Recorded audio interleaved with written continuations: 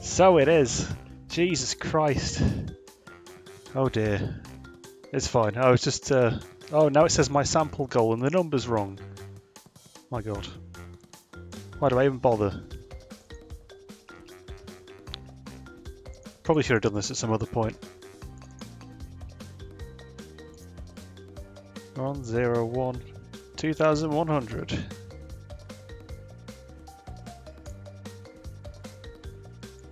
I don't want that to be my gimmick. That's a terrible gimmick. 42. Look how close we are. That's insane. Look how big my beard is as well. I've just noticed. Bloody hell. I need to shave that. Right, anyway. Crash Bandicoot. Oh, it's bloody hot today, isn't it? I'm hoping your flat is more air conditioned than my house, because in this house, my god, it's a nightmare.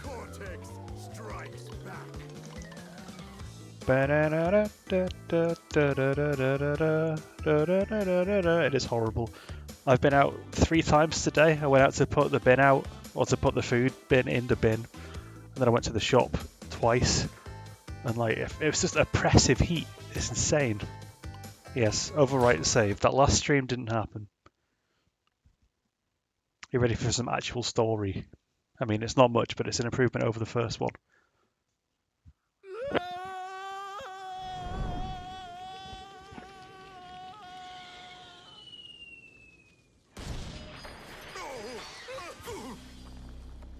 Let me know if the volume's decent. Crystals, of course. No. I'd love a rainstorm. Nothing I want more right now than a rainstorm.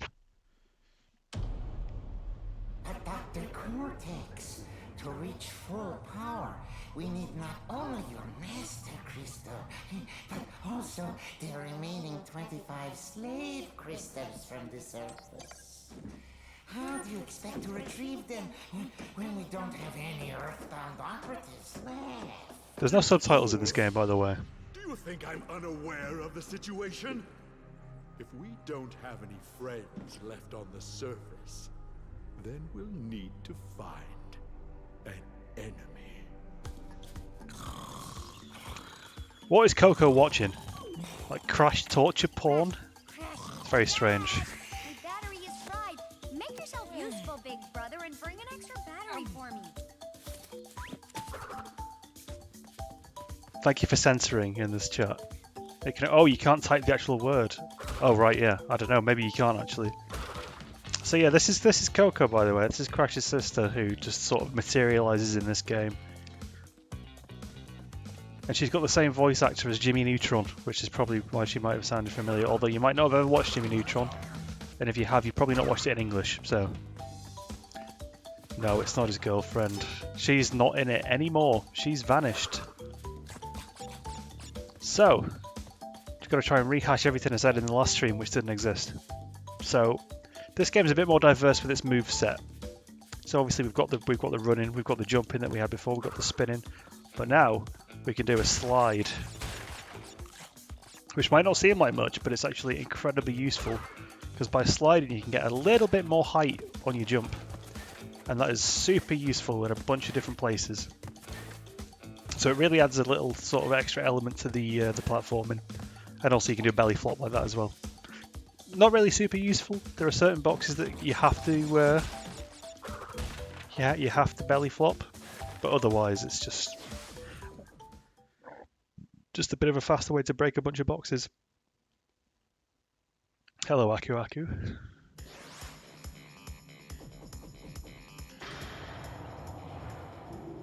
Uh-oh. Well, well, well.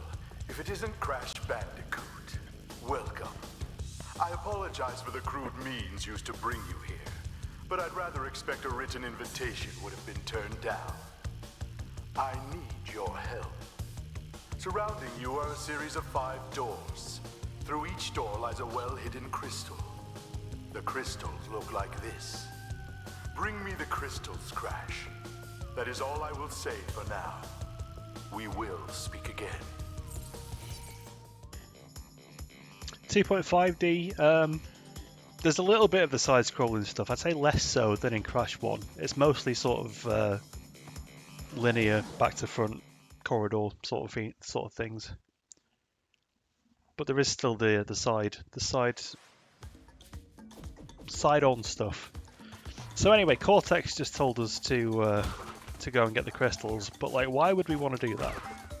Cortex is the bad guy. So I'm going to waste a little bit of time to unlock some funny little cutscenes you can get with him if you disobey him.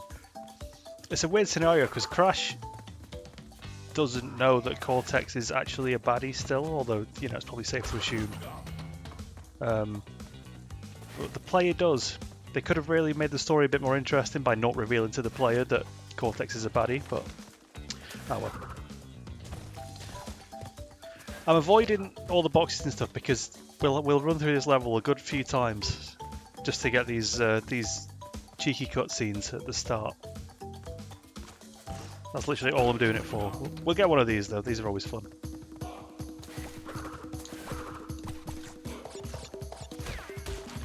There was also an unintended element added with the slide jump, and that is the slide spin jump. Now this was sort of a glitch in the original Crash 2, but they kept it in the Insane trilogy, which makes me think it was actually meant to be like an integral part of the game.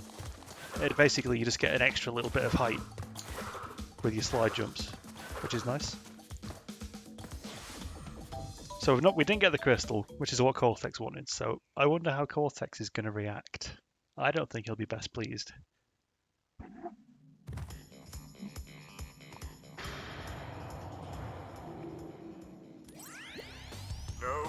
No, Crash. I said bring me the crystals. Now, get back in there. He's not happy. But I don't like his tone. I don't like the way he's talking to us, so I'm going to do it again. Screw him.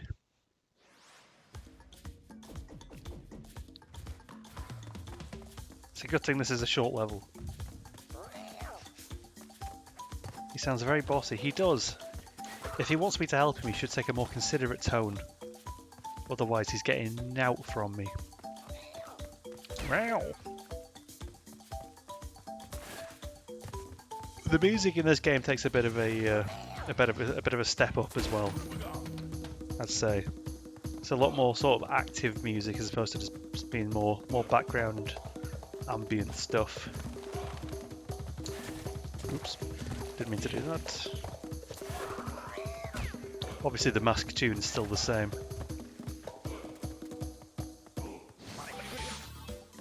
Oh, good thing we've got another one.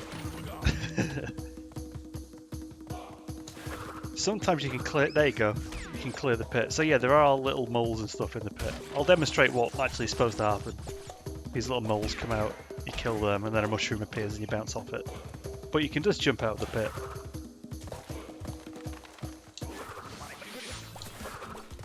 There we go. Right, well, no crystal again. What's Cortex gonna say this time, eh? I'm sure he'll be more understanding this time. Speedrun. I've watched quite a few speedruns of this. It's not as good as the PS1 version. Some of the speed tech was taken out. No, Crash. To save the world, I need crystals. Crystals! One more time. They look like this. Crystals, Crash. Go back through one of those doors and bring me crystals. Love the animation on Cortex's face through that. Like it's really good. You can see his disdain. Okay, we're gonna do it properly this time. Although you may have noticed a hint on the loading screen that says "Be kind to the boxes to earn a special gem." So that means we've got to run through another time. Not quite done yet. 2 more run-throughs of this level. Cortex knew what he was getting into when he tried to get Crash to help him. He knows what he's like. I mean, look at him. You don't want that dude helping you out. I like how the rain comes off the camera as well. I know it was a thing in Crash 1. But I didn't comment on it then, so I'm going to do it now. So I've watched speedruns of this, and the fastest way to get around apparently is by doing this. Like constantly just doing that throughout the whole level. I ain't gonna do that though, because this ain't a speedrun. I think the good thing about the Crash speedruns is there aren't many sequence breaks. Ooh. So that's the only one we could have hit, otherwise we would have broke a box. And we don't want to do that. Ooh, the camera was a bit janky then. Wowzer. I'm not very good at clearing the those pits in one go. Look at the crystal. So at least Cortex won't be upset anymore. Why can't I get out? There we go. So why do we not break any boxes? Because that's how you get the blue gem. No idea how a kid was supposed to figure that out on the PS1 version, which didn't have that loaded menu hint. The good thing about this game is if you die, you keep your crystal and your gem. So now we can go through, break all the boxes and get the other gem. And then we can finally be out of this level. Yeah, that's the speedrun strat there. Speedrunners death abuse all the time in this game. Look how few lives I've got, it feels weird. This is a great tune. Why is there nothing up there? That's not fun. There you go. That's what belly flop is good for. Also for breaking secret little entrances like this.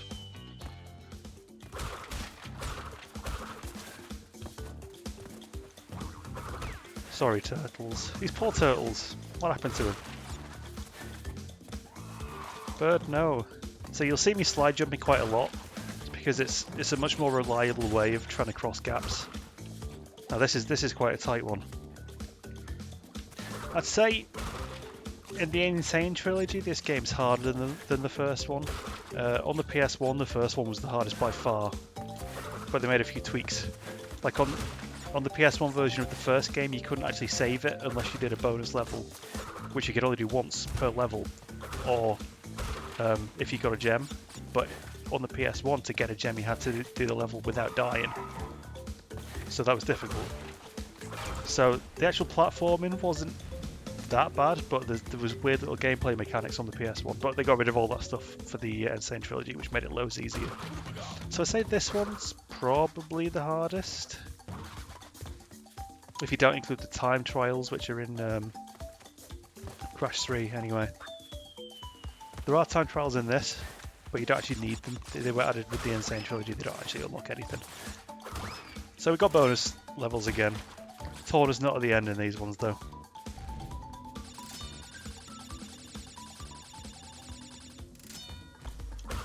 There's much more of like a set structure to the levels in this game. Crash 1 was sort of all over the place. But Crash 2, there's not too much variation between levels. And I like that. It's more time to concentrate on the platform, and I feel like I've missed a box, you know.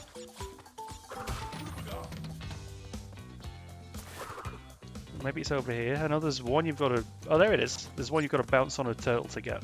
Although, I'm pretty sure you can just slide jump up to it. Yeah, cool.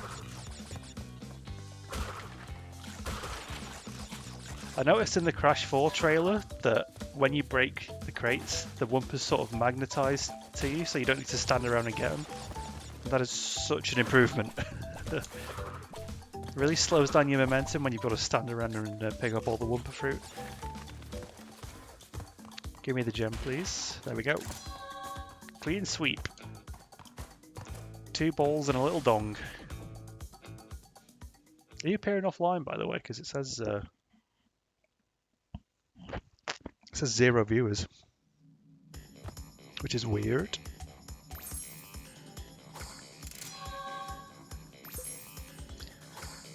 I don't want to think about how we got those up there. Oh yeah. And now he does the Crash dance whenever he gets a gem as well. Well done, Crash. I knew I could rely on you. Now listen carefully. These holograms are hard to maintain. During the course of my intellectual pursuits, I have stumbled across a force that threatens to destroy the world. The crystals are the only means of containing it. The fate of the world is at stake. It is imperative, therefore, that you bring them to me. Are you there, Crash? Crash? Here she Crash? is. Are you there, Crash? Are you there, Crash? Look like she's sort of, as the hologram is like fading away, she sort of just reverts to like just a default expression, and she just looks completely dead behind the eyes. Still 0, eh? I wonder if that'll count in my my post-stream analytics, because even if I do get 50 followers, I'm not getting affiliate at this rate.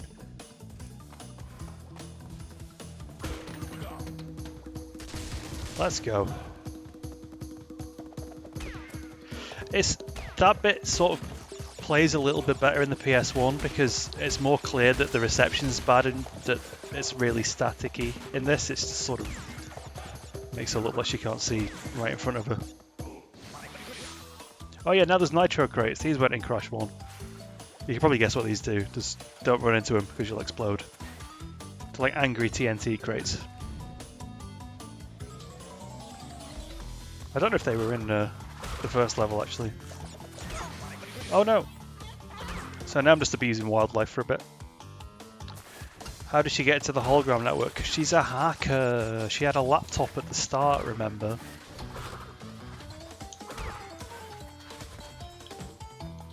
So you can see up there, you can just see the red gem in the top left. Now in the PS1 version it was considerably lower, so you could just see it but you couldn't quite get to it. But there was a glitch where you could sort of slide off this little crate here and then do a jump, and if you did it just at the right just you got your timing just right, you could slide up and get the red gem, and that was a sequence break. But they got rid of that. They moved the gem higher up in the Insane trilogies. What the hell? Well, I didn't want Aku Aku anyway. Yeah, laptop equals hacker, everybody knows that. This came out in the 90s.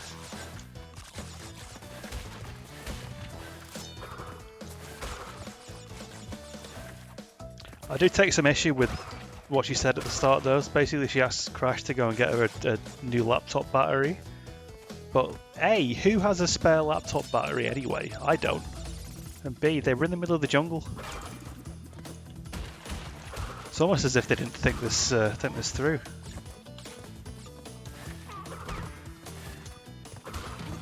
And the same company go on to make The Last of Us. So have you noticed there's these new sort of green exclamation mark crates, and what these do is they blow up all the nitro crates on the level. So they're super handy. Usually they're just at the end so you can get your box count up.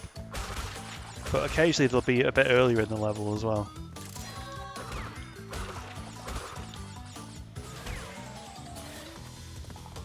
Laptop batteries do grow on jungle trees. Oh, I didn't know that.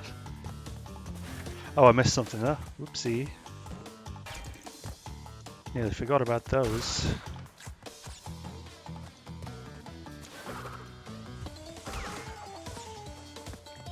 I saw that there's a full-on like sex scene in The Last of Us 2, by the way, which is very weird. Full-on boobies and everything.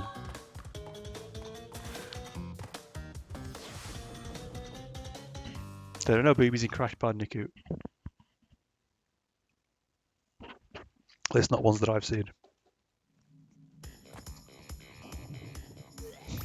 Just for that, yeah. Need to see those, that brief glimpse of 3D boob.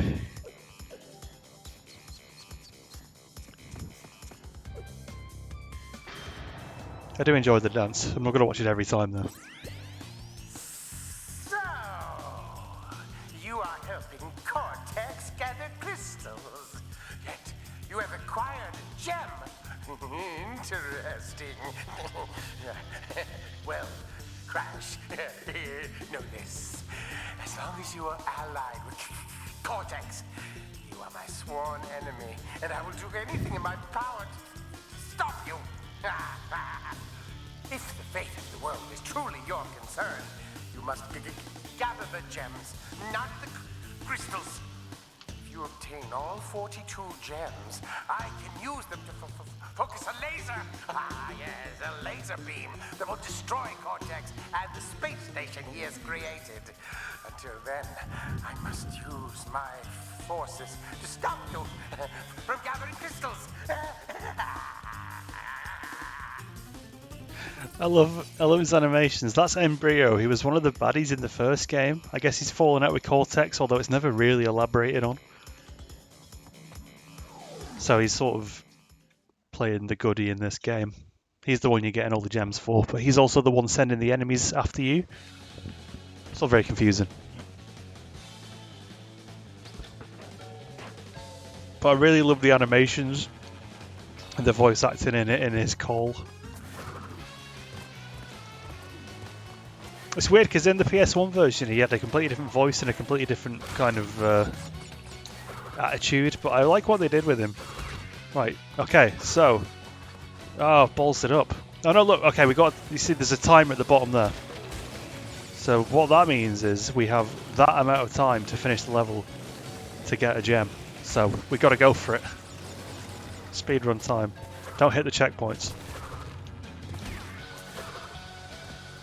I was dawdling a bit at the start, so this could be a bit tight. Oh, I knew that was going to happen.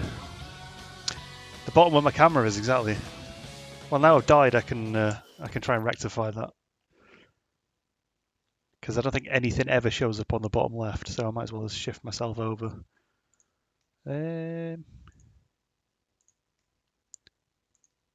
Whoa, look at me go. Oh, I'm off the screen. There we are. Now I'm not in the way. Right, I don't know if it'll appear again. Now I've died.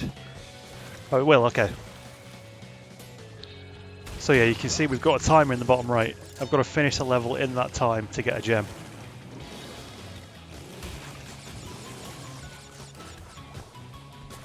It's kind of weird now because when I'm looking at chat, I'm looking off screen. Right, don't fall off the hippo. This is where the slide jump comes in. There we go. This could be quite tight actually.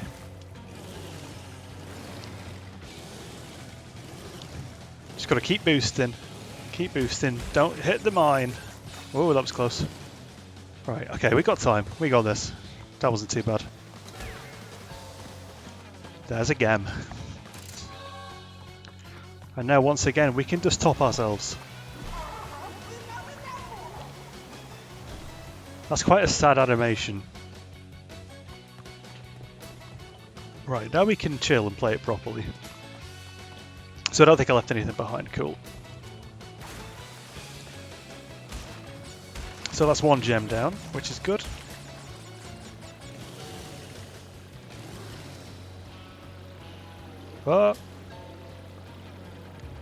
So yeah, these bits are pretty cool. This is basically the first of the vehicle levels. There's not many in Crash 2, but in Crash 3 they really go wild with them. But the little waterboard thing's fun. I enjoy it, just as I enjoy real life waterboarding. Both giving and receiving.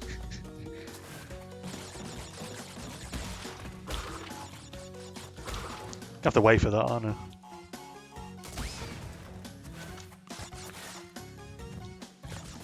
Oh, now I'm over the Wumpa fruit counter. Where can I move myself? Maybe like up a bit. Where's nothing important in Crash? We don't need to see where I've come from. So this is fine. In the middle. There we go. Hang on, I'll just... There we go. Now this is content. Let's go. So as you can see, this is a very beautiful level with a very interesting gameplay going on. I'd really hate for you to miss any of it, so I'm glad you're here seeing it right now. That was fun. Oh, my face is too big. I'll try myself there. See if that works out. Oh, I'm a little bit off the screen. Ooh, there we go. If that gets in the way, then I'll change it to somewhere else. Looks like it should be okay, because most of the time we're going forwards Middle left, middle right seems okay. Yeah, I'll leave it there for now. Middle right will sort of impede the view of where we're going on the side-scrolling bits. So yeah, this is a gem platform that we unlocked by having the blue gem, which we got in the first level. So the areas that the gems unlocked in Crash 1 were pretty small, but in Crash 2 they unlock whole like extra sections of the level which are a little bit harder than the main level. So that's cool. Uh-oh. So the thing about nitro crates is they kind of like hop up and down as well. So you've really gotta watch it.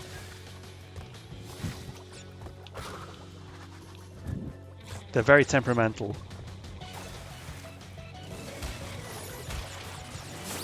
We'll come back for that one, don't worry. So yeah, there's a oh god. There's one of these up here. Ah.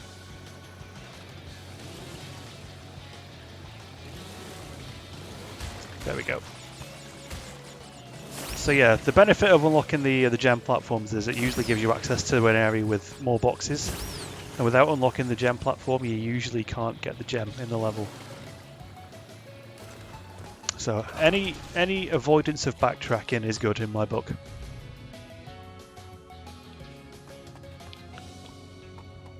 That platform at the back with the plants on always sort of looked like there should be something there, but there actually isn't. Just a little tease. Tease for nothing. Is it a tease if there's nothing there? It's a troll. Occasionally these hippos do farts, by the way, which I don't agree with.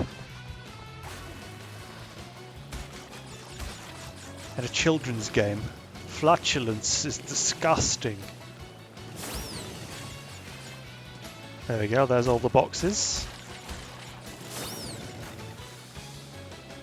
The worst kind of tease. Tease of nothing. And there's the gem. Excellent progress so far. It's like 4 gems already, wow. Brio's going to be very happy.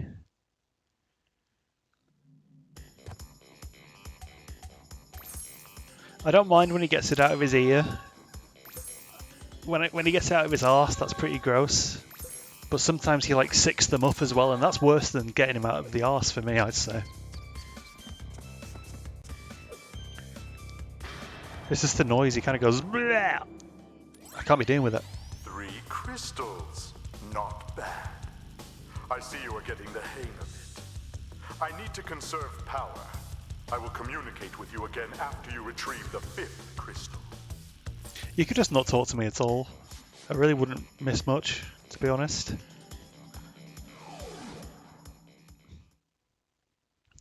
The pits. This level is mostly okay. There's a bit of an annoying bit of in-level backtracking which we'll encounter. Although I actually thought of a way to do it when I was streaming this the other day. He smuggles gems out the... Oh my god, I was looking at your funny joke and I got hit by a bird. But yes, clearly he's got some experience in sticking things up there. Either for criminal activity or pleasure, I don't know, and quite frankly I don't care.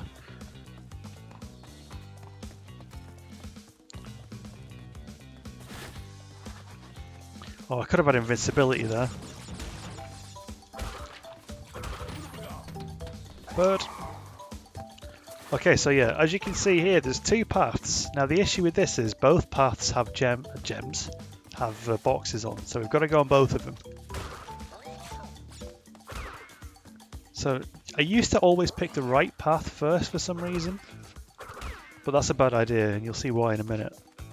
Now you've really got to concentrate on killing all the enemies on this route because you've got to come back this way. So without any enemies, it's a lot less of a pain. Branching story, yeah. I think in Crash... My god. Oh, I don't think you saw the level in Crash 1, which was basically like just constant branching paths. It branches off like 4 times. That was the last one I did, actually. Alright, so we've done this. Now what I used to do is I used to get to the end of one and then go down the other, but that's actually a nightmare because the camera's so awkward you can't see what's right in front of you. So it's good to just clear one out of all the enemies and then just run back that way. It's a lot less stressful. There's still holes and stuff to worry about, which you've got to be aware of. But overall, it's a lot less annoying than having all the enemies left to worry about. Well, I mean, I'll still end up falling down one, don't get me wrong.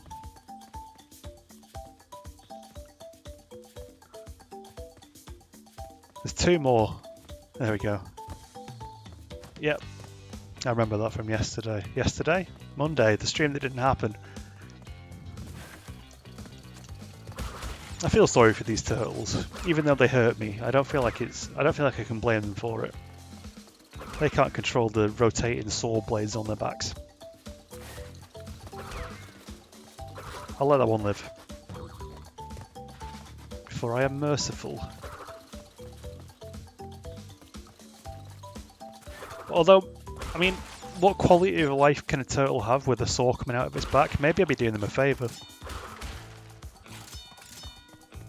2 lives, wow. I've not died yet, have I? Apart from on purpose. Amazing. Okay, so now we get some more of the mole pits, which we can just jump over. I'm very bad at it. So yeah, these are the boxes. They only pop up very rarely. That need a belly flop to open. Oh yeah, and Crash has an incredibly creepy crawling animation as well. Like, look at his face. I hate it. I hate it so much. Let's not break them because we'll need to come back this way.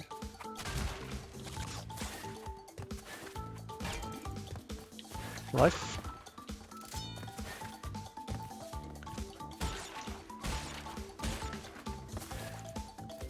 More lives. I'm pretty sure this is quite a tight jump. Ah, nailed it. 3 more lives. Yeah, the body slam's pretty fun. Largely impractical, but it changes up the way you play the game a bit, which is always appreciated. But the slide is a game changer, it really is.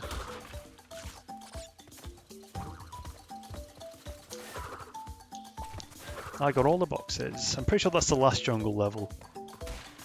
You get them out of the way pretty quick.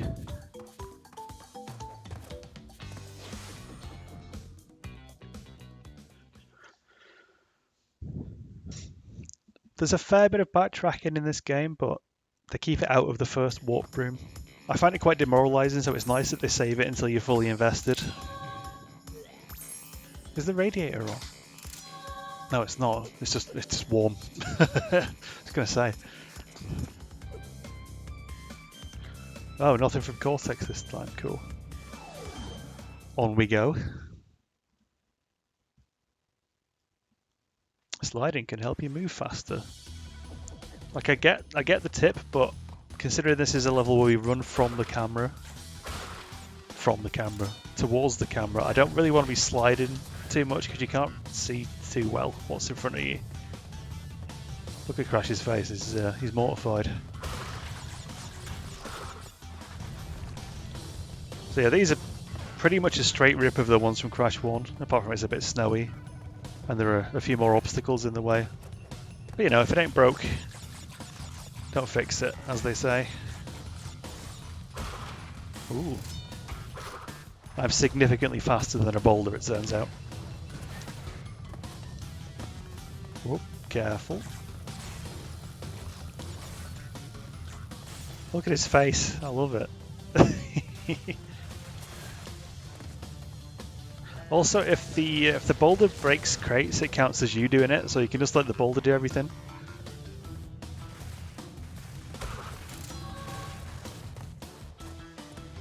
Panic Crash, he's very much fearing for his life. I guess as you would with a boulder coming after you, but it's not anything he's not dealt with before, to be fair. Oh no, however will I get this life? Too smart for you, game.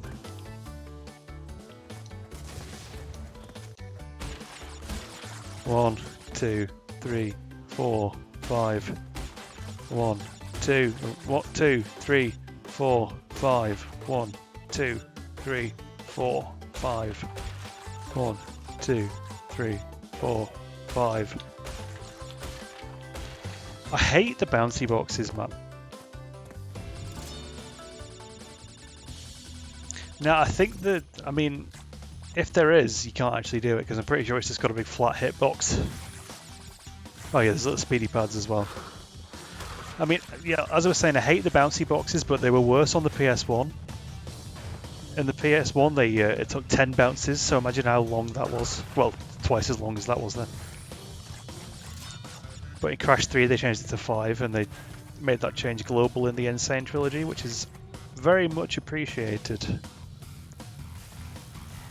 Ooh. I'm in no rush. Oh no, my life. Could have had another life there. Too much bounce. Kill the bounce. Pardon?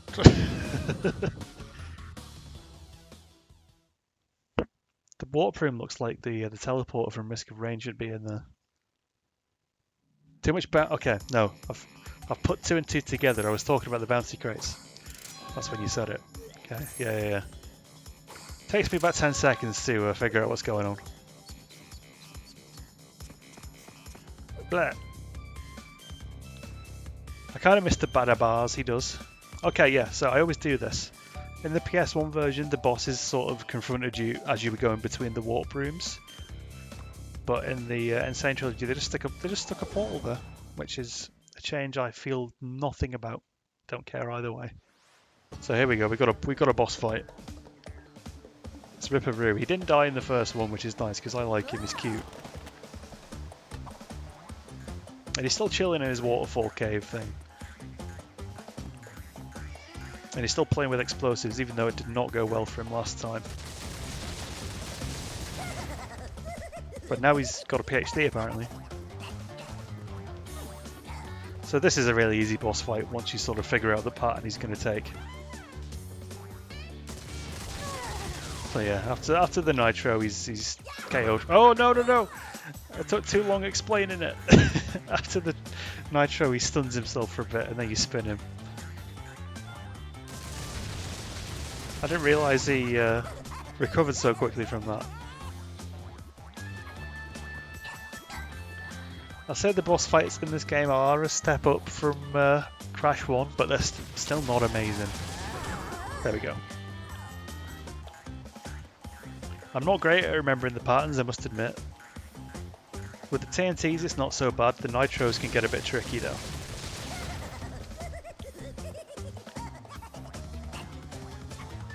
So it looks to me like he's not going to come to the bottom corner, so...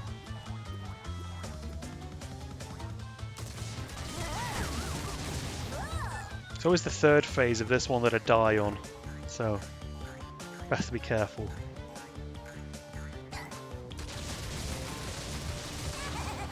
Quite a low blast radius on the TNCs as well, which is nice. Whoa, Jesus! He always gets me in this nitro phase. That was close.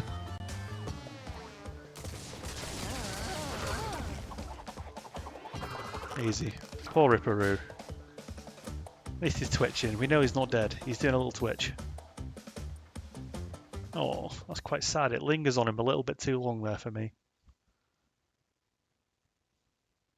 Hello, Aku Aku. Okay, we killed Ripperoo, so now we can go on this nice thing in the middle. And we can go up. So yeah, the first game was set on like islands, like a sort of Super Mario World sort of thing. Crash 2 and 3 just go with warp rooms. I quite like the warp room, to be honest. And the music's nice. And there's a little... oh. Way to interrupt me, Cortex. I see that Ripperoo failed to prove much of a challenge yet again. But back to business. There are crystals to be gathered, 20 to be exact. The planets will align shortly, all 13 of them. And this will create a power great enough to rip the 13 Earth planets.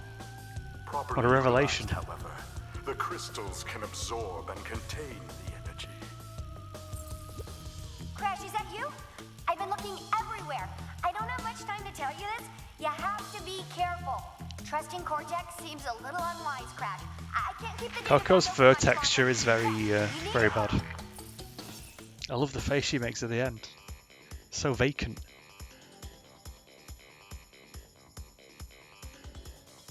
Wonder why, mostly how the holobot display the... Ooh. Alright, idle animation. Holobot display the hologram while turning around it. That's very true. You should write a letter of complaint. Oh. Classic Crash yo-yo. So look, there's a little polar bear. Let's squash him. Got no time for polar bears.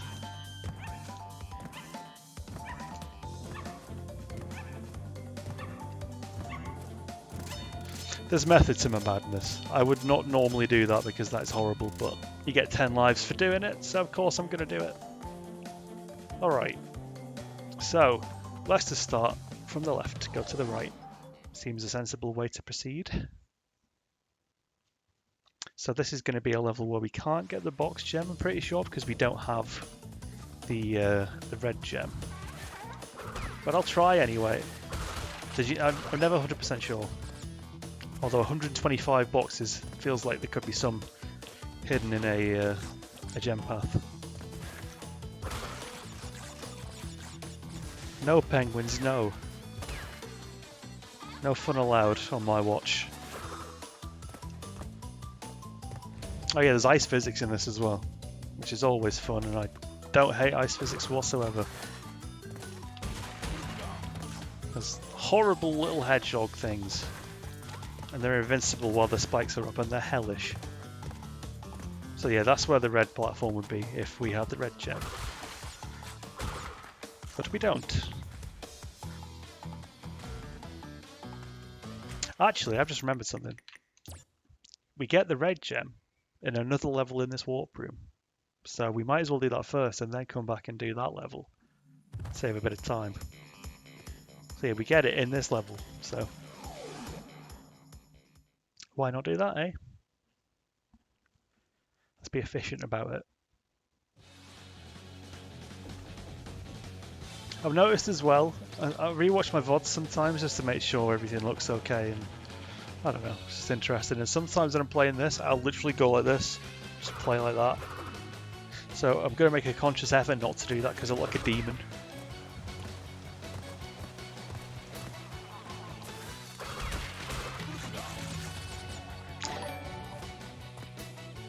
Oh, Bemused has hosted me. Hello.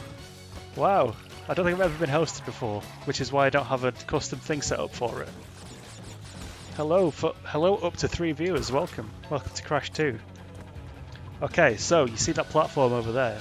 So this is a secret in this game, and you sort of maybe if you were a kid think, okay, what's the purpose of that platform? And you see the boxes leading up to it, and you might be tempted to go for it.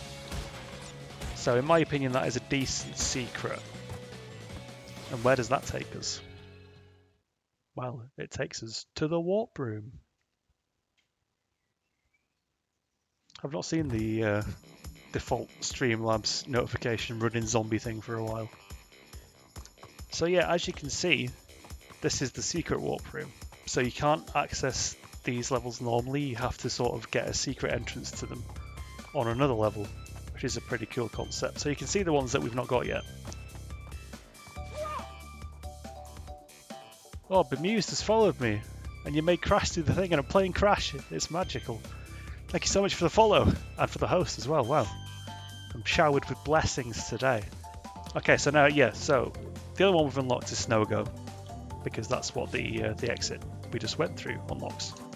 So we're going to go to Snow Go. 43, 7 away. It was a wishful thinking follower counter, to be honest. That was very lucky. Oh, that wasn't lucky. That was stupid.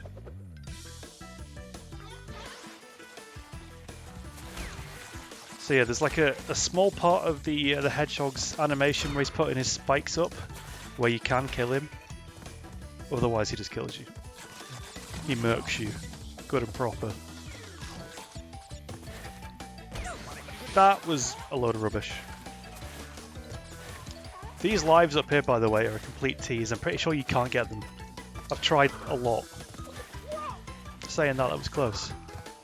Oh my god, Achilles' Might is following me, and Crash has done the thing again. Amazing. Feels so appropriate. Achilles' Might, hello! Welcome to the stream. Thank you very much for following. We're getting so close to 50 now, it's insane. Oh my god, I'm nearly died. I'm nearly died.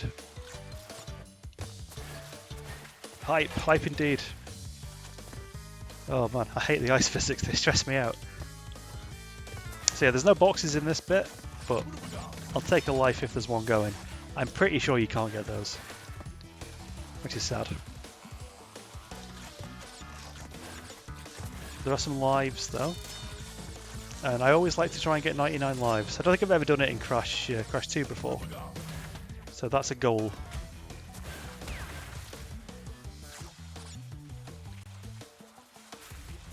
Okay, enjoy your food, Bemused. Thanks for stopping by and for the host. It's very much appreciated. Miss Tiny95, hello. Welcome to the stream. I'm currently stuck on a rock. Amazing. I'm currently dying to penguins. I really hate that little shout that Crash does when he takes damage. It's quite distressing. Streamed this yesterday in Rage and got Bemused to play today in Raged. It can be one of those games, very much so. I've played it a lot, and it still gets me. I'm going to ignore the penguins. The penguins can live. So there's the red gem that we saw before. So now we're back on the regular bit of Snow Go. And I'm pretty sure we can just quit, and we'll keep the gem.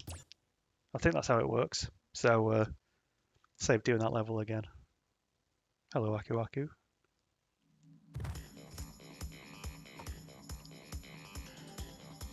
Okay, I have to finish the level to get the gem.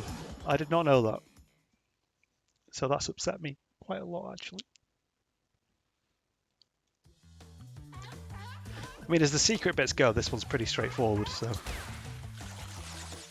And I get to kill some hedgehogs, which is pretty cathartic, and fall down a hole. I'm never getting 99 lives at this rate. Right, don't fall down the hole. The ice physics sort of keep your momentum going a little bit. So even when you come to a dead stop, if you jump, you'll still keep that momentum. It's pretty weird. I'm not sure that's how ice works in real life. Really ruins the ultra-realistic experience of playing Crash Bandicoot. Everything else is so meticulously realistic. I can skip that now because I've already got the lives and they don't respawn. Get some Wumpas though, eh? And a masky boy. Oh god. Whoa! Okay, my slide just didn't work there. This is punishment for leaving the level early. I was being cocky and the game's not about that.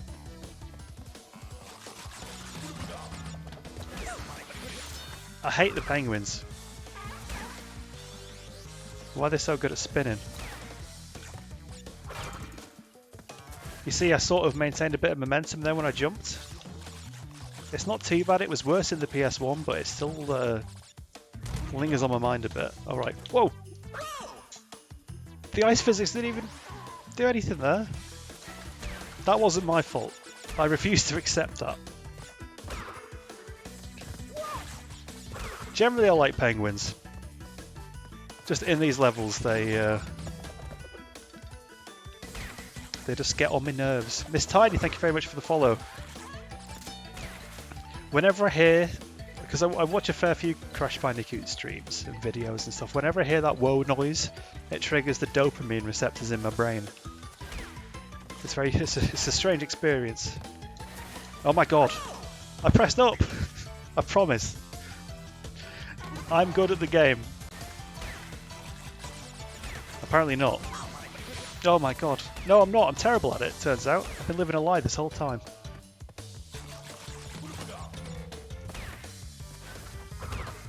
But the controller is just not listening to me today. That one was my bad. Okay. This time, we're good. Will the ice physics work? Wow, they will. What a treat. Will slide work? Wow, we did it. I don't remember coming through this bit before. I was in a trance because people were following, I think. That was a lucky belly flop. That saved me. Oh god. I managed this without issue the first time. Now I'm struggling. What's going on? There we go. Red gem. Okay, finish the level. And for the love of God, don't die before you get a checkpoint. Sorry, Penguin. Lucky belly flop title of my sex tape. I don't know what sort of stuff you've been watching.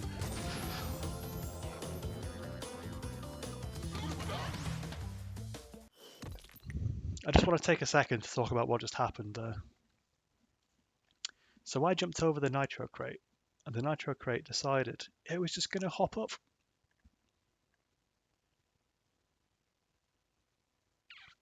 So anyway, love nitro crates and everything to do with them. This is such an early level to be struggling with. I definitely don't want to know what you've been watching. No, I'd rather you kept it to yourself, quite frankly. Right, we're speeding through. My patience for penguins is wearing thin.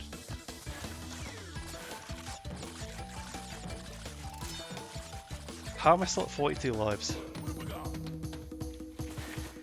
This is good. You are. Fuck.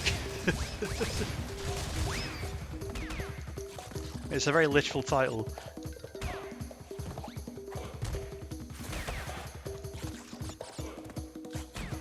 Oh, I didn't even get all the way through.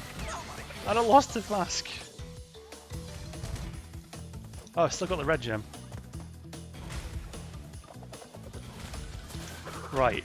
This nitro. Actually, I've got Aku Aku now. It doesn't matter. I could have just jumped over like that. And then the bonus level's a checkpoint. And I didn't need to go down it. Oh man. It's all going wrong today.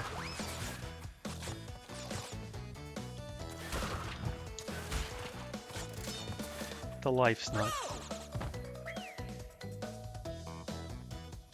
I love this game. I'm very good at this game. Right. Give me a checkpoint, please. God, save me. Aku Aku, save me. Oh.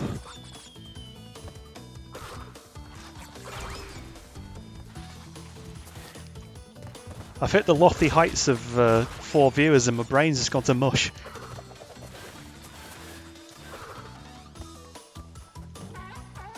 Don't leave though, I like having a mushy brain.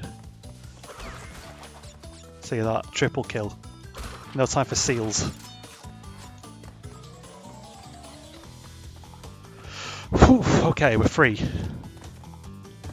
We survived the second level of the game, I'm pretty sure that is. Admittedly, it's the secret path, but even so, that was needlessly stressful. Some say brain mush enhances gaming abilities. Clearly not in my case. I wish I was one of those people.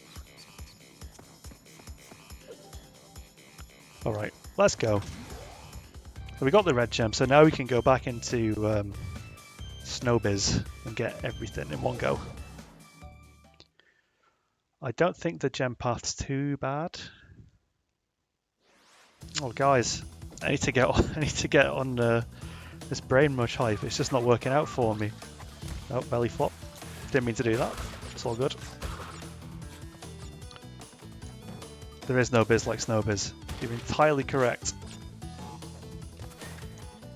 I don't mind Snowbiz, but I've got a bit of a phobia of these snowy levels because there's one in the 3rd warp room which is actually just hell. Backtracking, death platforms, nitro crates.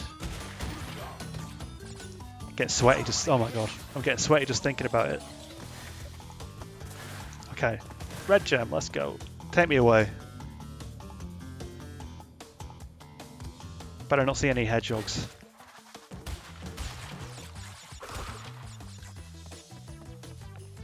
No hedgehogs so far. Appreciate that. I don't remember the nitro crates hopping as high in the PS1. I said no hedgehogs. Come on. Wow, I didn't know I could activate a TNT with my belly flop. That is new tech.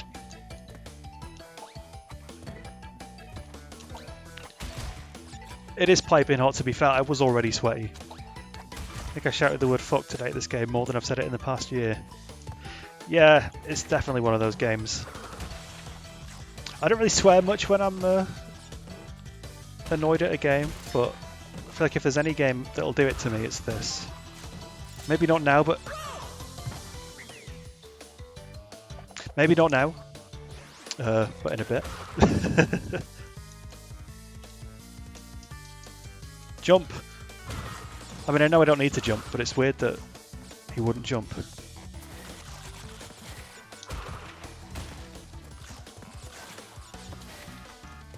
No time for nitros. Or hedgehogs. Ooh.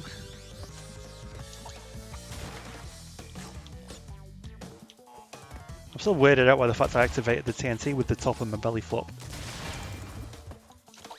I feel like if I was playing this, I would swear so much it would be French. Merde! That's the only French swear word I know. Right, come on! Come on now.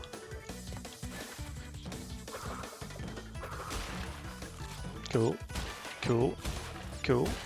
Nice, easy, no worries whatsoever. Let me out!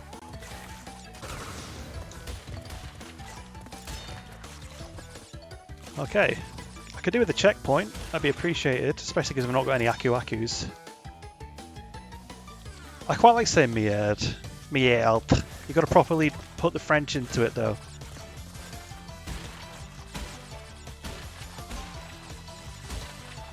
Give it one of those. Merde. Psych. Okay, I think we're near the end of the gem path. I can't say for certain though. Always good to diversify your vocabulary, even if it is other language swear words. These things freak me out. Oh no. Oh my god. That was close. It tickled the fur on his bum. Don't jump. Merde. Pertain decimer la. I'm trying to guess what the censored letters are. You don't have to censor them. You're allowed to swear on the internet. You'll have to ban yourself though. Psych! Oh, I got it! Oh, I'm just a natural at French swearing. Righty ho, that's the gem path. We'd have to backtrack because it drops us off exactly where it picked us up as well, which is very much appreciated. I would like a checkpoint, please. Or an Aku-Aku. That'll do, thank you very much. Ooh, that was close. Mind them icicles. Whoa. Oh, you can slide them, eh? Oof! That's some cracked ribs right there. You've got an internet ethic, okay. I noticed the other day, by the way, that when you do a belly flop on this surface, it leaves like a little imprint, which is very cute. That's some good attention to detail.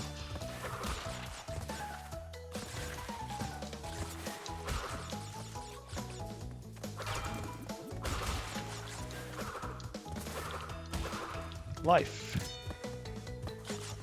I tried to check how many I've got, and it won't show me. But I don't deserve as many lives as I've got. I'm going to get out of it. You can explode on your own time. Oh god, I've got 50. I'm halfway to max and I'm like 20% in. And I've just died a load of times. It's almost as if this game is for children.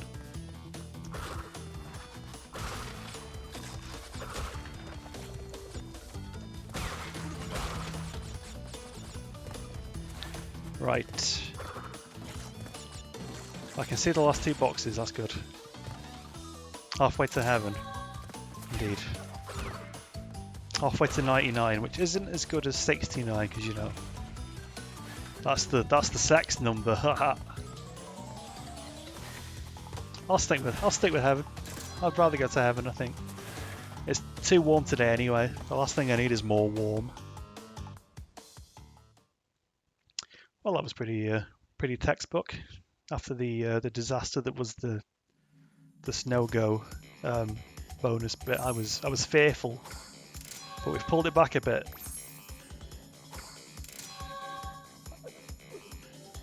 I'm gonna skip the dances from now. I do like watching him dance, but not every time. Plus, it doesn't quite get my brain over the fact that he's just pulled a crystal out of his arse. The neighbour's screaming again. Is this the cocaine neighbour? Yeah, because he's the only one you've told me about who screams. What does he do? Can you see what he's screaming at? Is there any context? Because that's a very weird way to spend your Wednesday evenings. I feel like it was Wednesday last time as well, you know. Maybe he just really hates Wednesdays. Which I get. But like not enough to do a load of coke and start screaming to myself. There's probably a line in the sand I wouldn't want to cross. He pulled his curtains, okay. He's a considerate lunatic. So I don't think this level has one of the waterboard timers, so we should be fine. Not that they're much of an issue, but just means we don't have to worry about it. Sorry, Hippo. I'm going to stick around till one of the hippos farts. Because it's just I'm amazed they thought to include that detail.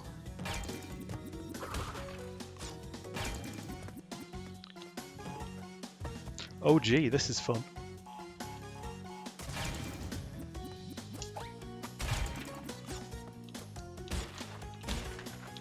I'm amazed it didn't fall there. Give me the life. Yes. 53. We'll be at 99 in 2 levels at this rate. No plant. Oh, there's a death platform. I had no idea. See, now I could... I'm going to save that Aku Aku because I don't think the invincibility will just be wasted riding the platform, so why would I get him? So yeah, the death platforms are a new thing in Crash 2 as well. Basically, you can probably guess what they do. They appear if you don't die.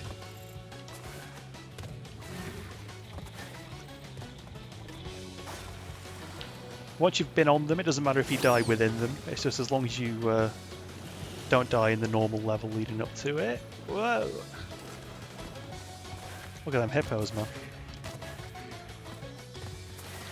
So we're going to death abuse again, just so we can get everything in one go. This will take us off the death platform. Back to the Aku Aku, I'm pretty sure. Oh no, a little bit further back.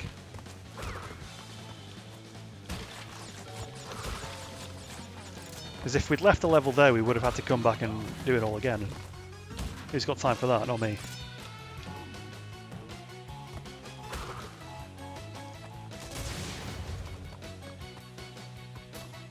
So here's another cheeky little bit here.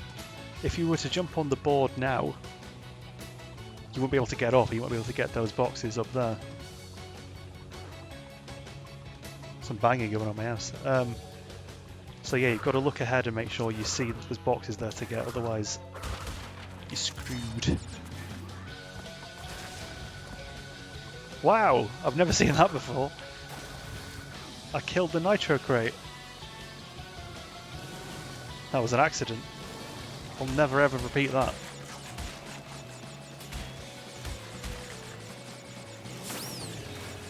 There we go, ends in sight now. Oh, there's a secret entrance to this level. I saw it as well in the other warp room, so Well, I could have just gone through the death route exit and saved myself a bit of time.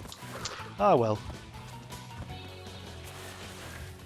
See you again in a bit. Again in a bit. See you in a bit again. This level. English right there.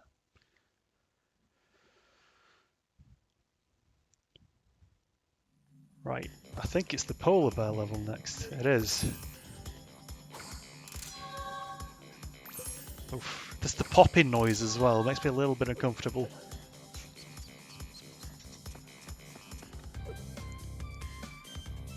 No cortex, eh? Okay.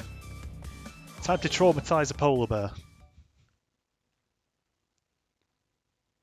And you know Crash is traumatizing him because he looks incredibly unwilling at the start. Like, look at him, he tries to get away. Look at him, he's terrified. And Crash is like, nope. I'm mounting you.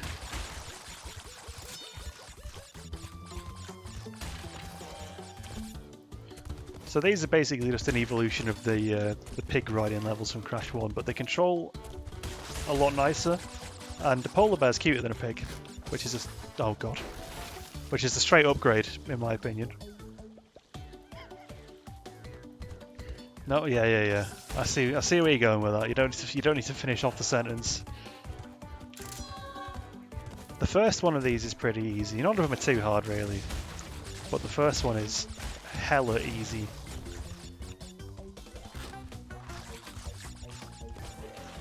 You can do like a like a charge as well, but when you're trying to get all the boxes, it doesn't really serve you that well.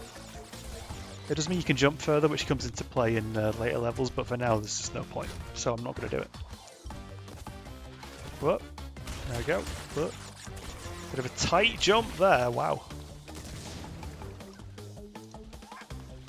Those two whales were just kind of floating there. That was weird. After I died. Okay, oh, I missed the bloody thing. Oh, I got an achievement for that. I guess it was worth killing Crash. Right, this time. Whoa, whoa, there we go. It's very tight, that. Who put the crates around? It's a very good question. The actual story of the crates is when they were making Crash 1, they sort of thought the levels were a bit too empty and there was nothing to do. So they just thought, oh, let's stick a load of crates in and then they can break stuff. And that's why there's crates in Crash. It's never really explained in any of the very limited lore that these games have as to why he likes breaking crates, but you just gotta think of your own theory. And I can't be bothered. I invite you all to try though. Crates Origins, that should be the next Crash game after Crash 4. You can actually play as a crate in Crash Team Racing Nitro Fueled, which is pretty funny. I'm skipping that now. We've seen enough dancing. Now there's a great video on YouTube called My Drunk Friend Sent Me This at 4 AM, which is just a video of a dude like playing this, but it's muted and he's making all the sounds with his mouth. And I can't possibly recreate it, and I'm not even going to try, but you should definitely give it a watch. It's just called My Drunk Friend Sent Me This at, I think it's 4 AM. There's a few of them, but they're incredibly funny. So again, this is quite an easy running away level. Please try. I can't, the thing is, I can't move my mouth quickly enough. He can do like 10 effects a second, the man's insane, he's like, and then he's like, when he's eating the apples.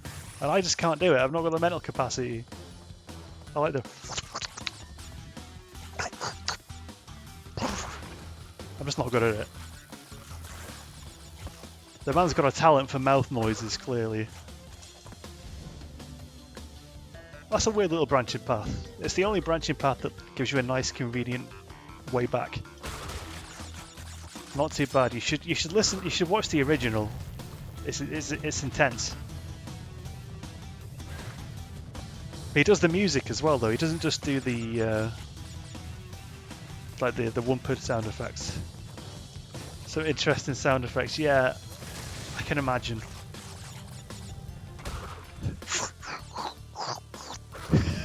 What does that sound like? Oh dear, this is a family stream. Although Crash has been pulling crystals out of his arse the whole time, so is it really? I don't think it is.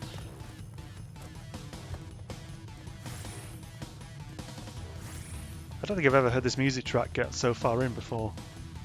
Whoop.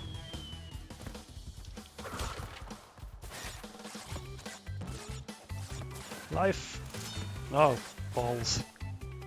There we go, some more creepy Crash crawling, my god. Nightmare fuel. There's nothing down there.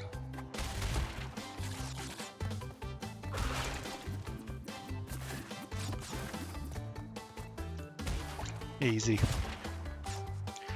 One thing this game kind of lacks versus Crash 1 is challenging bonus levels. Like the Brio and Cortex bonus levels in Crash 1 are both pretty challenging. It's not really anything that comes close in this though. Looking forward to the new Crash and Ratchet & Clank games. Yes, absolutely the Crash game. I've not really played Ratchet & Clank since... I mean, I know I've got it in my Twitch bio, which is strange, but I've only played the first one, like extensively. Played that so much. The second one as well, which was just better than the first one in every way, and I played that a lot as well. For some reason I never played the third one. I just never got bought it. And then I played, oh god. Don't ignore me, Crash! Take me. Oh, I was close as well. I never played anything apart from Ratchet Deadlocked after that, which was actually quite good. I think it was called Ratchet Gladiator in the UK. But it was different, but it was good. Hello, Miss Tiny. It's fine. What are you making for dinner? I had like a jar curry. You know when you can just buy a jar of curry sauce? It wasn't good. Ratchet Gladiator was very different, but it actually worked quite well. Oh, you're watching the video, Sheep, yeah. He's definitely not drunk, but it's a fun video regardless. But yeah, the new Ratchet & Clank game actually looks really cool. I don't really like what they've done with Ratchet though. Like his voice is a bit too... He used to be quite like sarcastic and cynical, and I like that about him. But he's a bit too Disney-fied for me now. I think that a lot of people said that about the PS4 Ratchet & Clank game as well. Sort of lost a bit of its edge. And I like my children's games to be edgy. Okay, now we've got the first sewer level. These levels are great. And the music's... The song is a banger.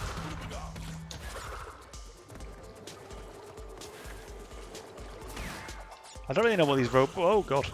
Yeah, there's eels that make the water hurt.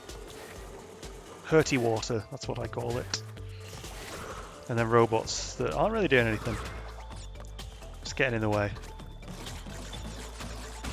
Chicken korma. Wow, another curry, eh? I've not had a korma for a while.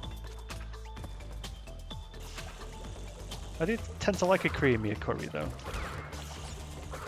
I don't know though, I feel like, especially when I'm ordering a curry, I feel like a korma is a bit of a safe option when there's so much on the menu. Spag bol, now that is a dinner of champions. So anyway, yeah, you might be wondering, why is there a room here full of nitro crates with nothing in it? Well, oh god, that was close. Well, there's actually a secret bit. I guess you could have figured that out as a kid, because you would have wondered why the nitro crates were there. But again, it's not some critical thinking I would have managed to do as a child. Pad Thai as well, so many good dinners in the chat. Truly, the chat of winners.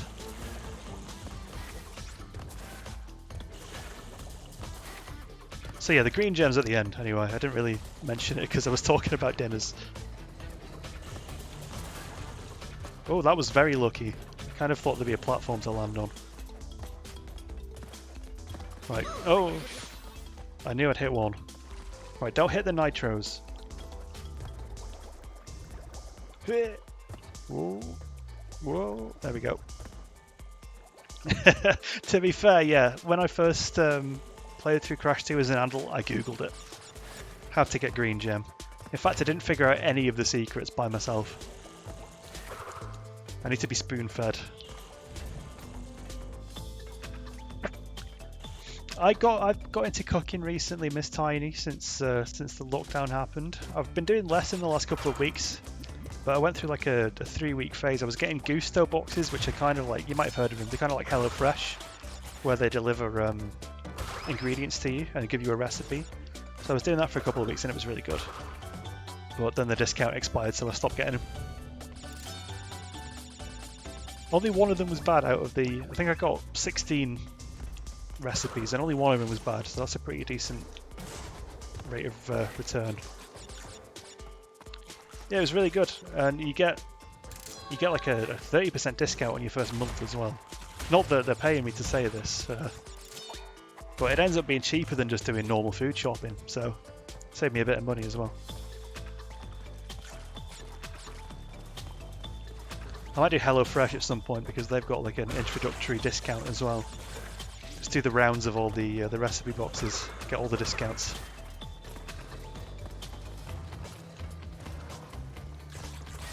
Right, can't be doing with these metal boxes to be honest. They only exist to waste time.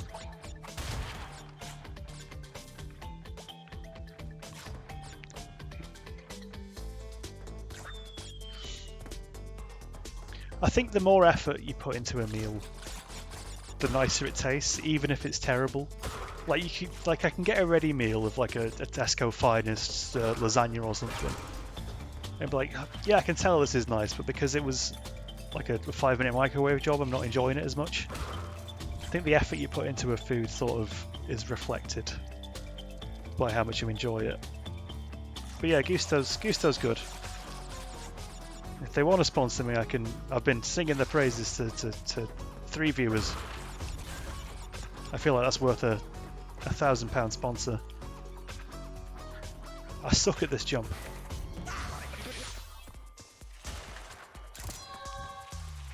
Both the gems at least, crystal. Lovely stuff. I'd take £10. I'd take a free Gusto box in order to sing the praises of Gusto. I'd even take just a compliment from them. They could call me a nice guy. I'd be like, okay, I know a lifetime ambassador for Gusto. Ambassador. I can't speak today. It's too hot. There he is. It's been a while. 10 of 25 crystals. You're on your way. I'm running low on power, so communication from this point will be difficult.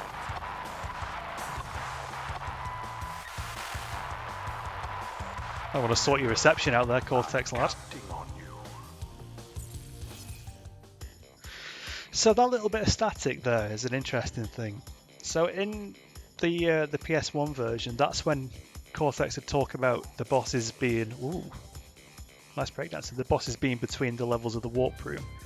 And it looks like they recorded those lines for the Insane trilogy and then at the last second decided to just have them as portals instead. Oh, hello, Coco.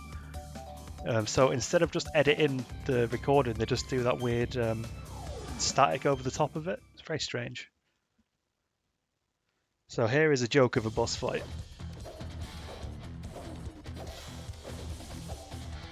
There are some good boss fights in this game. I'd say like 2 of the 5 boss fights are good.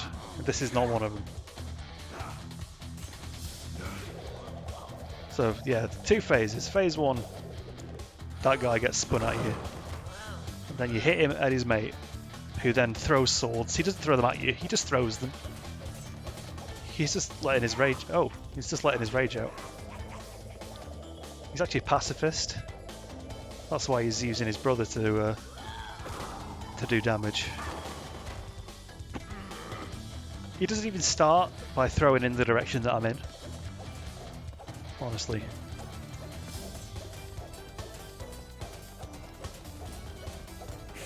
So challenging. He does actually start throwing swords straight at you in this bit. Oh my god! I can't believe I've died on the Komodo bros.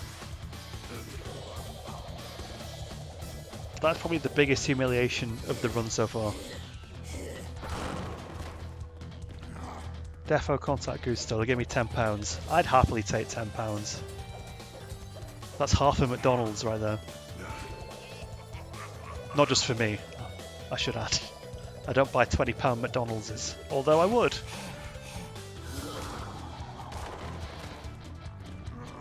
I have before, I think, after a night out, when you just want everything on the menu.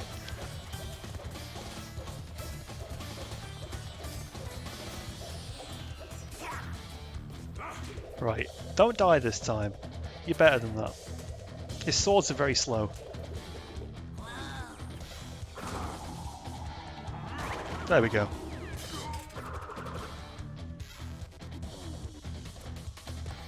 I'll have to check out your Twitter, Miss Tiny. I like looking at pictures of other people's food, because it always looks better than my food.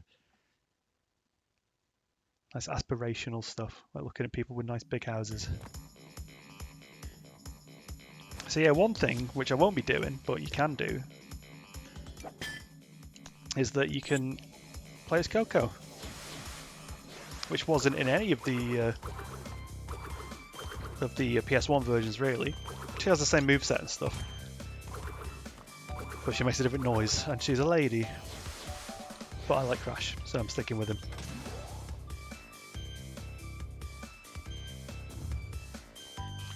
Right, I'm trying to see if there's like an optimum path. No, I think we just go left to right again. Oh, Cortex is back. Good show, Crash. The Komodo brothers obviously lacked your mettle. But now's not the time to get cocky. There are still many crystals to obtain. Remember, the world is counting on you. Alright, no pressure, bloody hell. Can't lay that on me, Cortex. Even if it is a lie.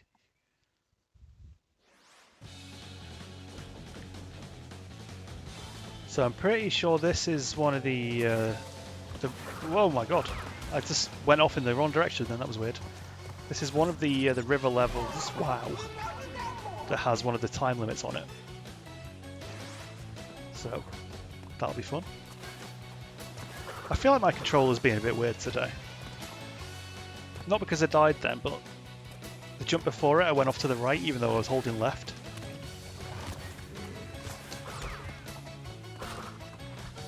Timer, there we go. So this one's a little bit harder because the level's longer, but you get about the same amount of time. Good start. Maybe 99 lives won't happen after all.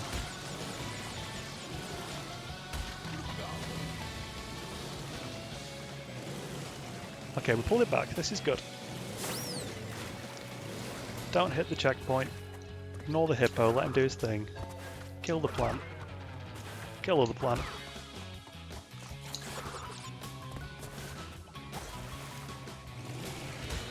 Another Aku Aku, please. So this bit's weird. There's a bit of unavoidable damage there, which is a very strange thing.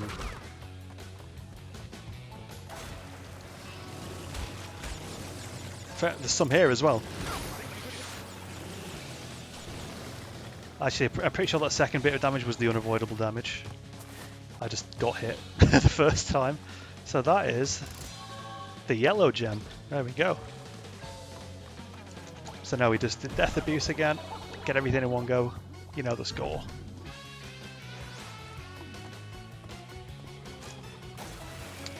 Wish I had an Aku Aku. Oh. Oh god, that was close. The whirlpools can be weird. Sometimes they can be really strict and sometimes they can be like, oh no, it's fine, just keep going. No worries.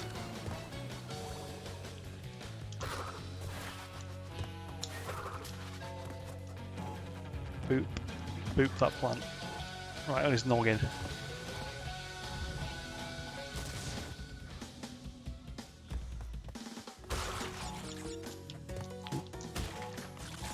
Give me the life, please.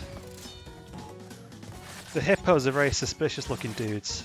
I need to wait around and wait for it to fart. I said I was going to do that before I forgot. Because that's my humour, watching hippos do a little trump. If there's any more hippos. Maybe I might have gone past the last hippo. Let's go back and see him. Where is he? There he is. Is he going to do it? Is he going to trump? Is he going to fart? There he is. He's doing a little fart. There we go.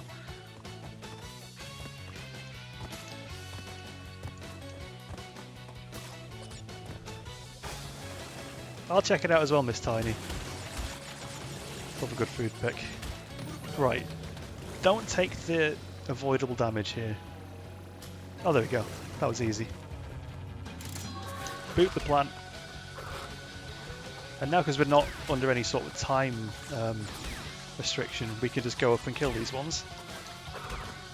Which prevents the unavoidable damage, which is nice.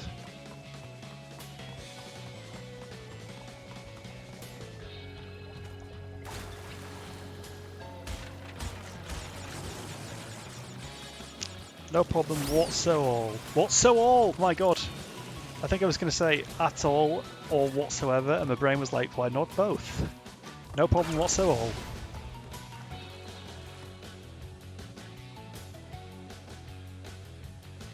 Is this a joke? Well, I hope you like that level, because we're doing it again. I mean, if I'm making it look easy, I'm making it look easy while missing a box. So, proper amateur stuff. A guy came into my Crash 1 stream of the day as well and said I was good at Crash 1. I never really thought I was that good at them. I thought I was sort of average, but maybe I'm actually really good. Stop dancing, you messed up, Crash. But thanks for saying I'm making it look easy anyway. That's nice. Right. What the hell box did I miss? That was very close.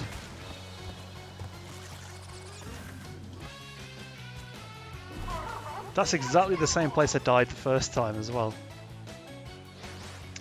I never learned.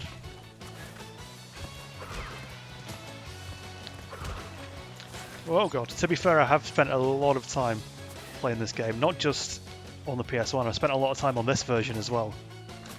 So, I've got no excuse not to be at least a little bit good at it, I suppose.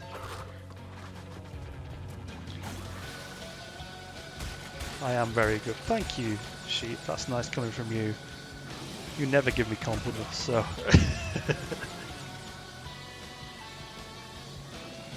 Whoa, Whirlpool!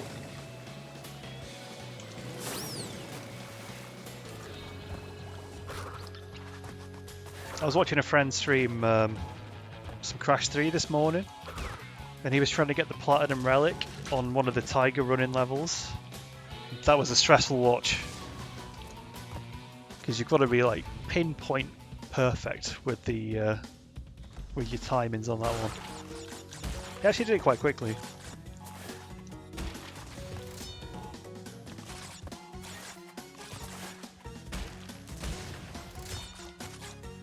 Right, I'm still baffled. I probably missed a TNT. That's probably it. You'd be very bad, probably. I don't know. Maybe while you get used to it, but it's not a massively difficult game, really. Right. Still absolutely clueless as to which box I missed before. I'm gonna have to review the VoD later on.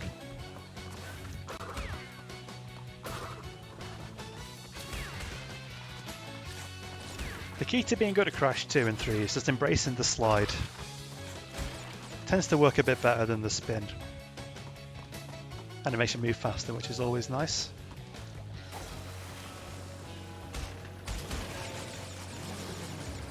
Maybe it was one of these.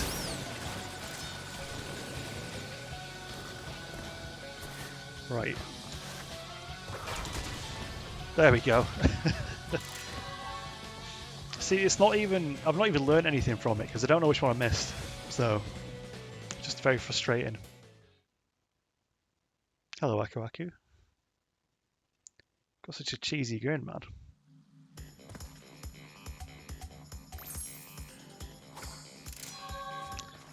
Sewer level, let's go. Love a sewer level. Look, a new path by earning the yellow gem elsewhere. Ha, I've actually already done that game. Weren't expecting that, were you? I think there is like an optimum level path for Crash 2 to save as much backtracking as possible. I don't know what it is. That was nowhere near me.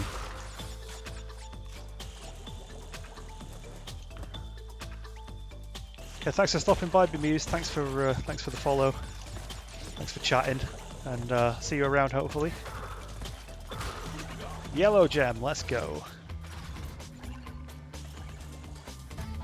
I hope it brings me back there. What is this nonsense? I don't think these sync. Is this another opportunity for me to just death abuse and not have to do a hard bit? I'll check if there's boxes. But I'm going to say there's not. There's not. I'm just gonna die. I want to spin the eel. He deserves it. So now it brings us back to the start, which means we don't have to backtrack, and we've still got the gem.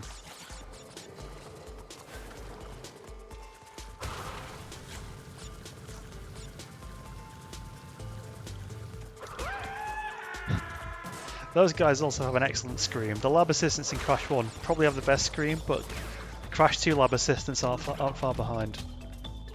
You gotta go help a friend with Python. Wow. Hopefully you mean the programming language and he's not struggling to contain a snake. But either way, good luck.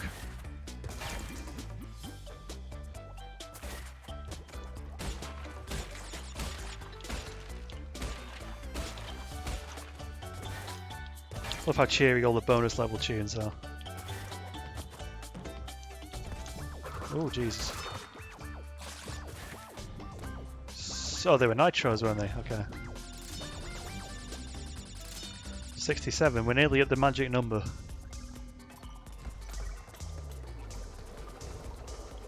So you use this dude to break the propellers. Ah. Now, it wants you to break all of them, but... I was going to say you don't need to then, but it looked very likely that I was going to die, which would have been incredibly embarrassing. Come on, Robo.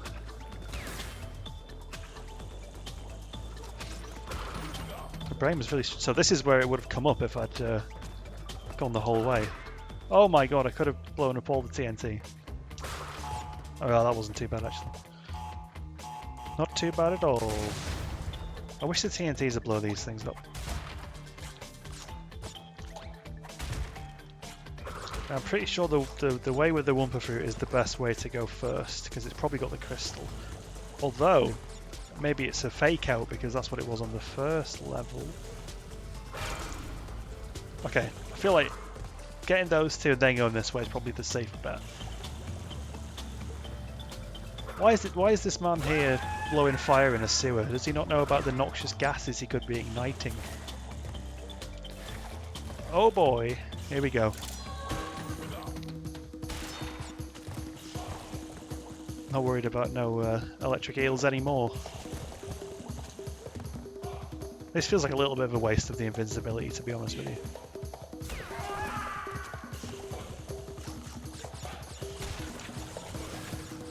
Oh, right through to the end. What lovely timing. Lovely stuff. 1 hour 40 and I'm a fair amount through. We could finish this today. It's still pretty early. What's my percentage? 39. I have to play it by ear. I wish I could skip watching Crash extract gems from himself.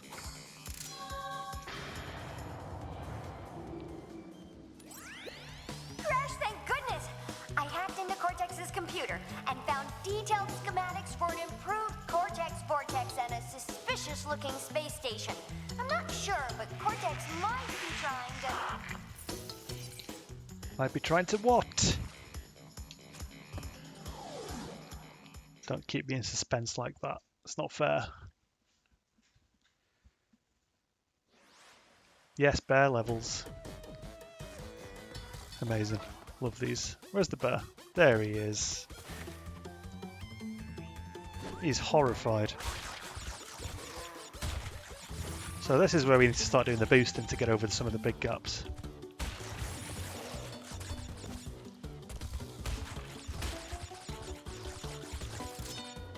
Oh god, it's the little jumps that get me. The big jumps are fine. It's when you've got to sort of quickly do 2 little jumps in succession I kind of freak out. And now these dudes are here just lifting boxes for some reason. Not even doing a good job of trying to get in the way.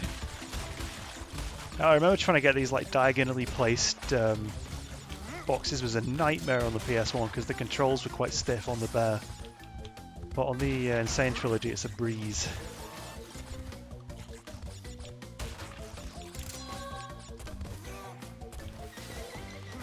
Drop your boxes, sirs. Those guys kept it down for far too long. That's not fair. Oh no! That's upsetting. Nearly did a clean run then. Oh look, we got the magic number. Haha, 69. Oh my god, I did it again. Ice physics. 69, it's funny. Crash looks very strange inside that ice cube. I mean, I can't guarantee I wouldn't look strange in an ice cube, but... Right, hit the box, thank you.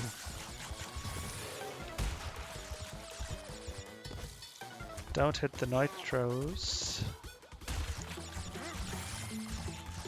Oh, there we go. 2 box. Oh, nitros, yeah, cool. So let's get the gem. But we're not going to go out the portal because there's these cheeky little platforms here. So where do these go, eh? Well, they got to this bit, which is a secret portal. Amazing. That's. I think actually I did figure that one out by myself as a kid. That's the only one because it's so obvious. So this takes us back to Air Crash to get the gem we couldn't get before, which is nice. So let's do that. Got to get him down as soon as we can. Don't think we need to do the death platform as well, although I'm not 100% on that. So there are 2 lives there, which I could get, but I'd end up losing more than 2 lives trying to get them. Oh, 3 lives now. So it's not worth it. What the... Okay.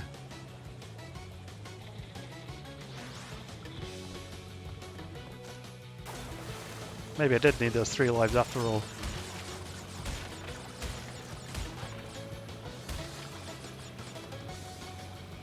Ah, okay. That was actually really easy. I don't know how I struggled on it the first time.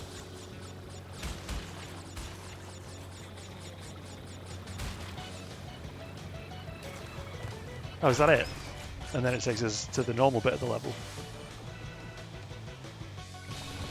Is this the start?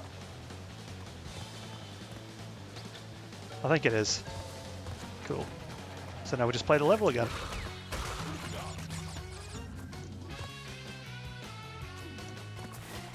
Oh, it destroys all the nitros, so I guess it'll be easier this time as well.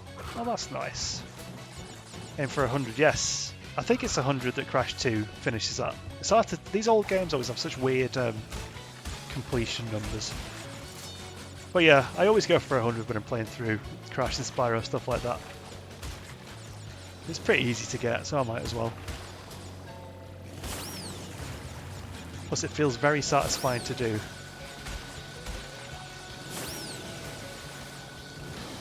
I wish those things blew up as well as the nitros. Hello, Hippo. He did it. He farted. Disgusting. But this river stinks.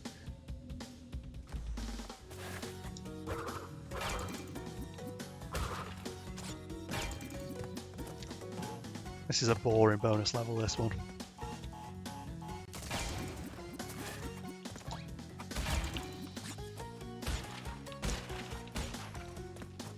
I think the good thing about older games like Spyro and Crash, oh my god, like Spyro and Crash and stuff, is that it's like fully completing them is sort of an attainable goal. Like if you tried it with like a big modern AAA title like The Witcher 3 or those new Assassin's Creed games or whatever, it's just an impossible task, and that's I kind of struggle to get into games like that because there's so much to do and I can never really focus on anything. Like I must have tried to play The Witcher 3 like a good sort of 3 or 4 times now. I'd never got more than an hour in, just because I get completely overwhelmed by all the stuff that there is to do in it. Which isn't a bad thing, it's just doesn't really work for me. Hopefully I can get into it someday though, because I do kind of feel like I'm missing out with it. I can't just play kids games forever.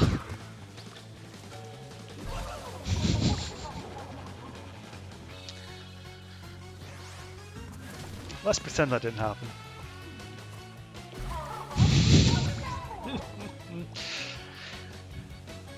Third time is the charm, as they say. Yes, there we go. Now the death route's gone. Did the death route have any boxes on it? I'm gonna say no. Because that would be immensely cruel. Need to make sure all these go. Yeah. I can never trust the TNT just to do it by itself. Okay, that looks like 9 boxes ahead of us, so I'm pretty sure we didn't miss out much by not doing the death route. Which doesn't interest me. Yeah, to be honest, I can't really get into Geralt as a character. Like, he's just sort of, I don't know, a bit of a plank of wood, really. But I don't know. I think when a character's like meant to be cool, it becomes immediately unrelatable to me.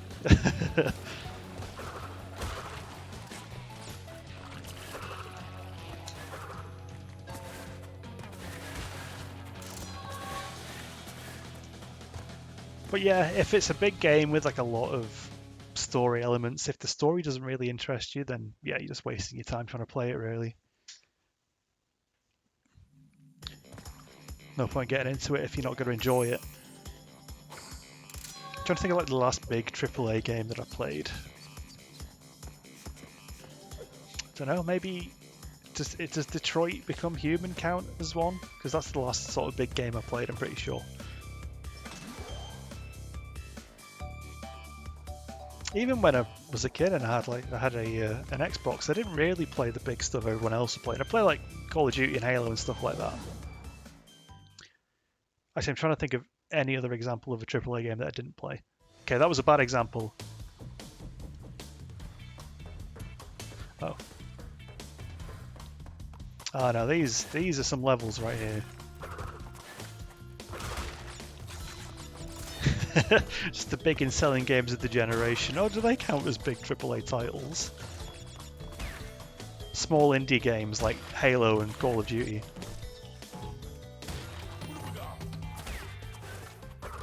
I have played Abe's Odyssey, yeah. I've played it a lot and never got that far into it. I think I got further into the sequel. I've got it on Steam actually, so I might do... That could be something that's worth streaming. Because I love the atmosphere of it. It's so dingy, but it's so vibrant at the same time. I've not played the remake of it. Oh dear. I can't remember what it's called. New and Tasty, because I think I looked at it and it gets rid of the sort of the multiple screens thing. It's all one big screen, and that sort of doesn't feel like Abe's Odyssey to me. Could be a good streamable game. I think it still runs okay on Steam as well, and I'd rather play the old one, like the original version, than the remake. So yeah, that could be worth considering. I've not really got any clue what I'm going to play once I finish all the Crash games. Like, I started streaming again properly about 3 weeks ago, and my brain was like, okay, Spyro then Crash. and I didn't really think any further ahead than that. I wanted to try and play Ratchet and Clank, but it's not a great game to emulate. Don't know why being so slow when you can spin these logs away. These platforms are annoying because you just don't move with them. That was close. Gem. Now I can't get all the boxes in this level yet anyway, so I ain't going to stress about it too much.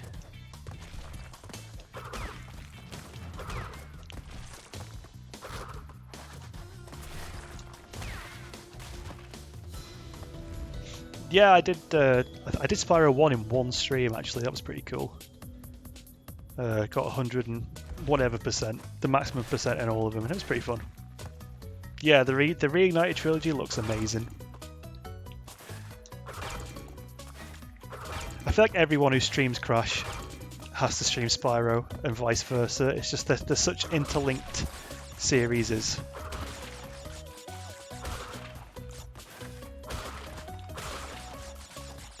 Like, I don't think anyone who's played Crash hasn't played Spyro and vice versa.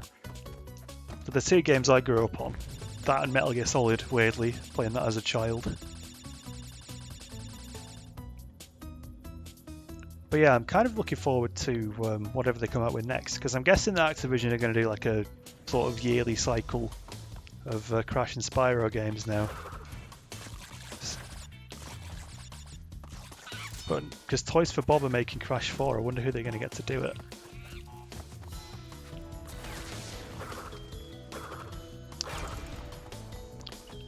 You never played Metal Gear? See, they're quite weird games. I feel like nostalgia plays a big part in why I like them so much. I mean, they're still good. The first one obviously is a PS1 game, so it's a bit janky. 2 is good. 3 is really good. But the story is just completely batshit. Yeah, I've seen the trailer for Crash 4. It's weird, I went through quite a roller coaster of feelings about it. Initially I was like, it looks cool, but I don't like the new art style. But the more I've looked at it, the more of... Did I not get the crystal? Oh my god. The more I've looked at it, the more I've got into it. So, and I can't believe it's out so soon as well.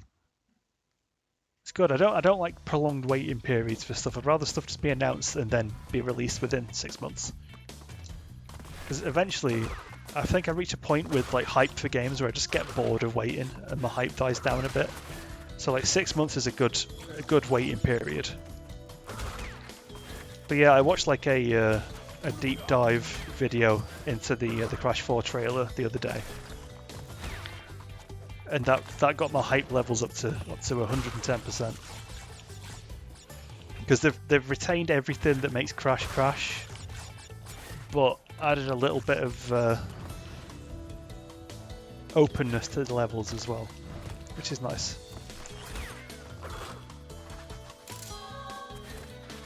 Can't believe I didn't get the crystal.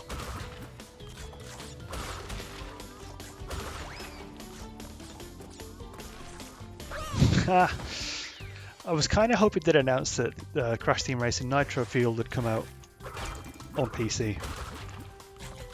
Alas, I don't think... I feel like if they've not announced it now, they're never going to do it. Unless they re-release it for the PS5 and the Xbox Series X, which I don't think they will. But it's a shame because it's just the best way for playing stuff.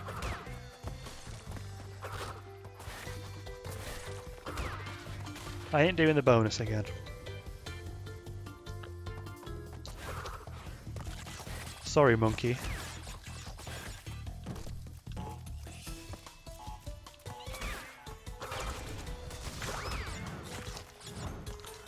That wasn't too bad. It's almost like I didn't forget the crystal at all. Even though I did, and I'll never forget that I did. I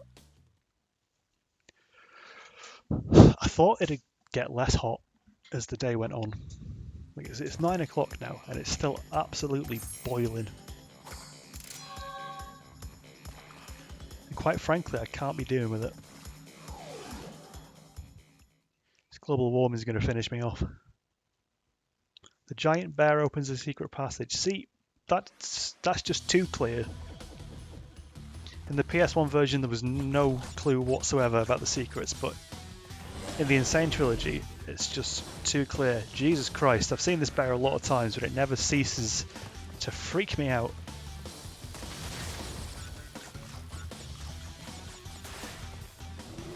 Look at him. He's got a thirst for Bandicoot. Probably a hunger rather than a thirst, but you know what I mean. Also, I don't know if it's just the Xbox controller, which is what I'm using, but when I'm sweaty, which I am because it's boiling, my thumb just keeps slipping off. Kind of thought that was more of a PS4 controller thing, although I can't even remember if it's got like a concave thumbstick or not. I don't know. Maybe it's my fault for being sweaty. I did not stand on that mine then, I'm just saying. This game's trying to make me look a fool. Sorry, lizards.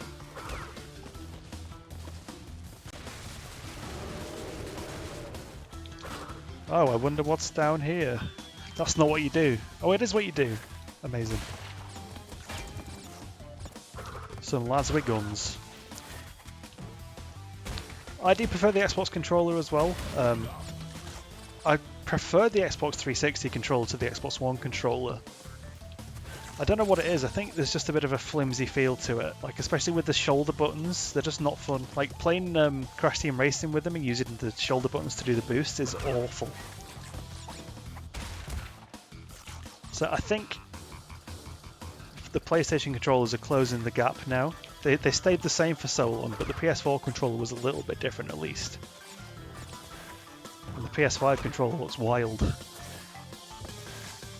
Whereas the Series X controller is just the same as the Xbox One controller, so... I forgot what I'm doing.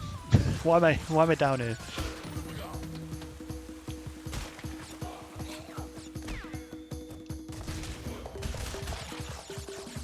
Well, this makes a fairly tricky section. Quite straightforward. I'm going to wait. Ha! I beat the game. That was worth it for that tiny little section at the end.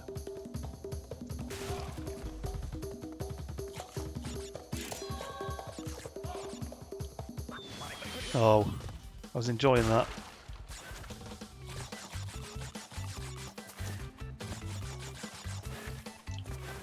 Good old bonus levels. I think it's one of the few areas, I know I said this before, but it's one of the few areas where Crash 1 is better than Crash 2, and that's in the bonus levels. Like, it actually has some properly tricky ones. I sort of resent doing them in Crash 2 and 3 because they're so easy. It just feels like an unproductive use of time. Which is a weird way to think about playing a game, to be honest.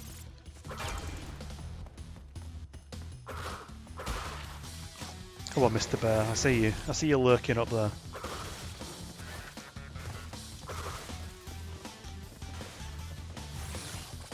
These are the best chase levels. For some reason I don't really like the dinosaur chase levels in Crash 3. Well, these are cool.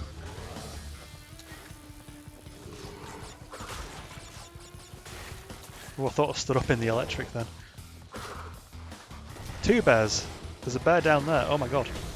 3 bears. There's a bear down there, a bear chasing me, and now a bear I'm riding. I love watching his running animation from the front. He's so cute.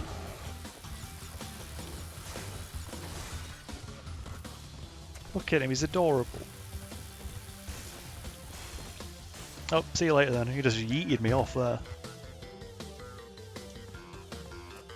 I've missed 2 boxes.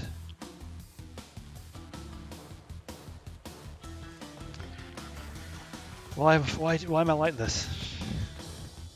Anyway, if you fancy going checking up on what the little polar bear's doing now he's throwing you off, you can go and do that. Hello. Do a woof. Do it. Oh, it doesn't make any sound. That's oh my god, the bear's a portal. Amazing. Again, that's a fairly easy one to figure out, I suppose. So this is a secret level now. This isn't a ooh, an alternate entrance. Crash, my boy. You are more than halfway there. But I'm sure My you've boy. noticed that things are getting harder. The last 10 crystals will be the hardest to gather, and our enemies will be sending their strongest forces to thwart you. I'll contact you again when you have completed the next warp room. Oh yeah, I've abused the polar bear already. He made a sacrifice for my my 10 lives. It gives you 10 lives as well. It's pretty substantial, really. How many lives am I on? I'm nearly on 99. It's pretty nice. So this bear level was a bit more annoying, I'd say, on the PS1 because the draw distance was even lower than it is on this. But it does involve a lot of annoying long jumping. I used to really struggle with it. I'm not too bad now.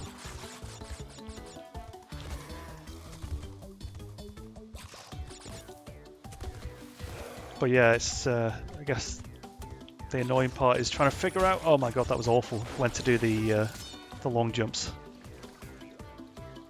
where to gain a life and instantly lose it.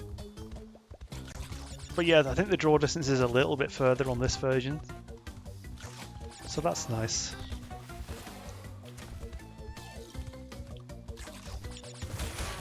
How did I hit 3 of those boxes? I guess just jump at the last possible moment.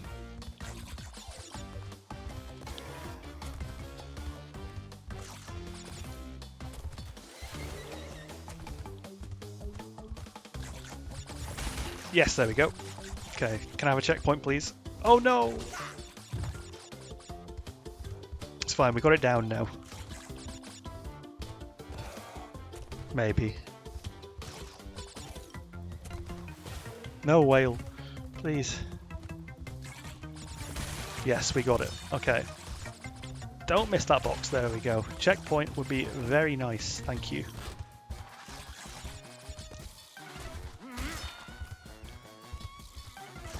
Ah. Okay. Yeah, this is fine. I think the improved... Oh no! The improved Insane Trilogy controls make the polar bear levels really easy, but also more fun, so worth it in my opinion.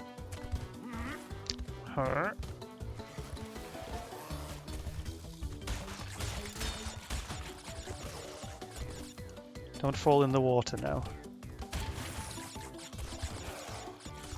I could play a whole game of just levels like this.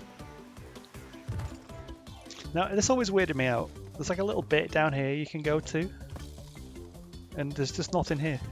There's not like a secret or anything. Very weird. Don't know why that's there. At least I got all the gems this time. All the gems, all the boxes this time.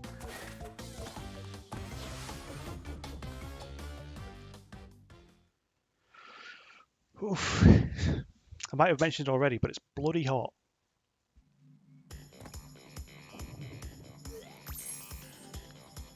Can't be doing with that blare noise. Okay, so now we need to go back down. Oh yeah, we go up from... Even though this is obviously the roof, we go up for some reason. I think I've got all the gems thus far.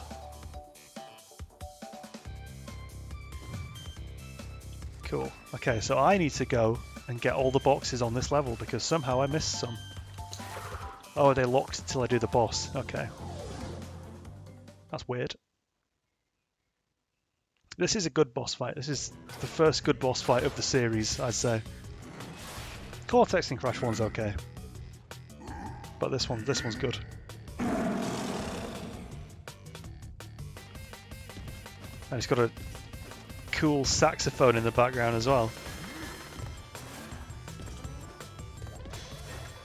Fall to your death, there you go. Just a great tune. I like Tiny's shoes. What a trendy dude. Really pulls off the Converse and spiked shoulder pads look. Oh, he's too fast. I've really got to itch my nose. Come over here. There's another one I used to find really tricky, but once you get used to doing the slide jump and you can do diagonals pretty easily, it's not too bad.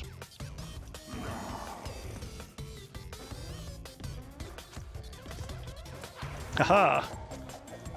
You fool.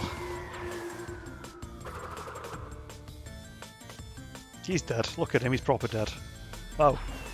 Why bring him up if you're going to drop him again? That's just rude. The boss is alright. I used to find it harder. I think he's harder than Tiny in Crash 3. Okay, now we can go and get those boxes. The absolutely awful ice levels in the next warp room, so I'm looking forward to doing that. Not.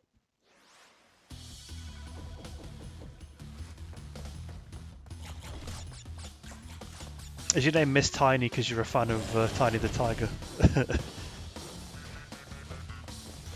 I mean, he's a cool guy. How did I miss 2 boxes on this level? I still can't get my head around it. This is going to be like the other level, I'm just never going to find out unless I watch the VoD, which I might.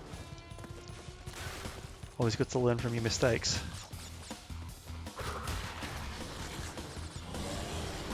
I feel bad about killing these giant polar bears. They look pretty dead to me after they crash into the wall. That happened again. I definitely didn't stand on the mine.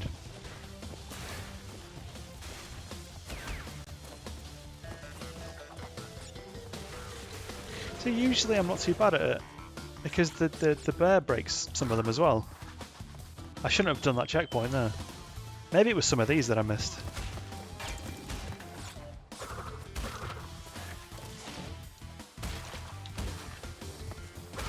It must have been some of these, because the bear usually breaks all the other ones. Or these? I don't know. No point trying to guess, is there? Maybe I got distracted because I had 3 Aku Akus. Seems like the kind of thing I'd do.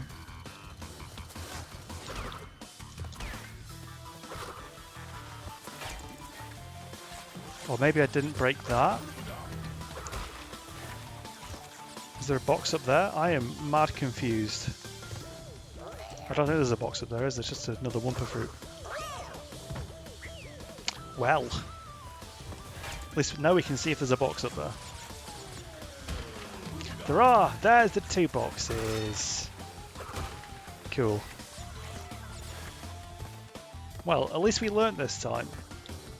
I hate off-screen hidden boxes. I feel like it's a really cheap way of adding difficulty. I'll be right into Naughty Dog to complain.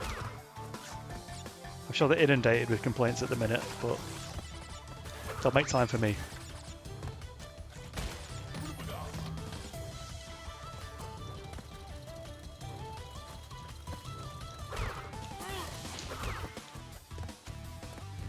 What are those things even doing down here? Oh, why did I break the checkpoint? I don't think I'll die. Oh, there's a bonus. Phew.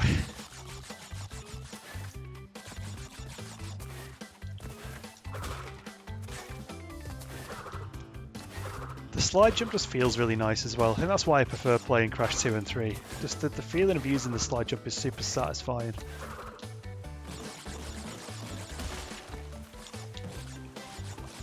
There we go.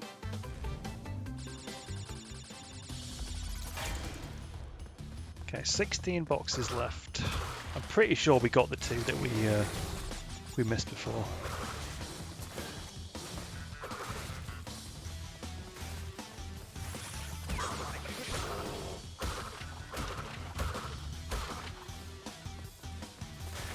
But I can't believe I got hit by a lizard, by the way. A lizard that's running away from me.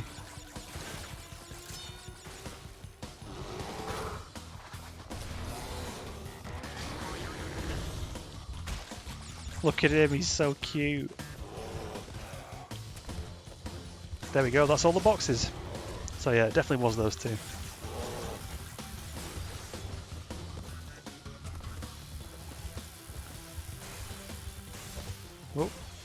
fully eats me as well. He's had enough of me. That's the last polar bear riding bit as well, so yeah, he's 100% just through with it. Okay, that is the third warp room done. Wow, 2 hours in. We might finish the game all in this stream, which is pretty crazy, really.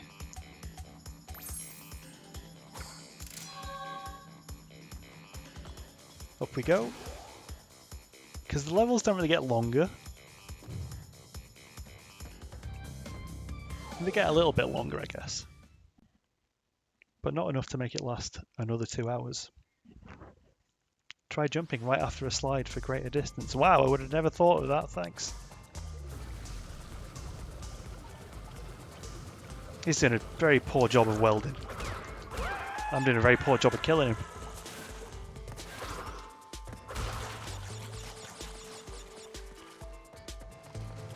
Whoa! Easy. What are you doing, robot? What are you racing for? Give me the Wumpa fruit. I always check, when you drop down somewhere, I always check at the back just in case there's something hidden there. Usually there's not, but sometimes there is, and it makes it worth doing.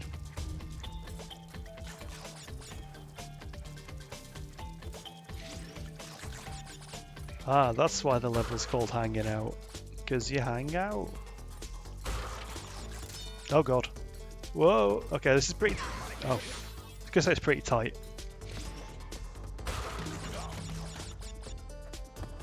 Okay, I always try and slide jump there, and I don't know why. Because it looks like the normal jump is perfectly fine for getting over the gap.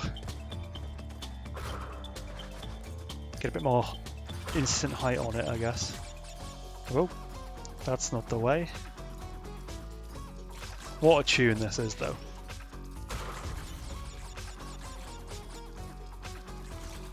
I don't think Crash music is as good as Spyro music, but it's got some bangers of its own.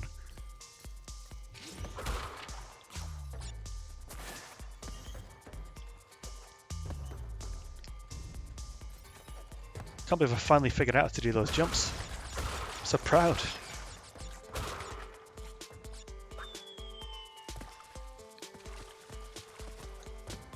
See, this is what I mean. Always look. I'm gonna get the checkpoint. Always look behind you. Because who knows what's lurking.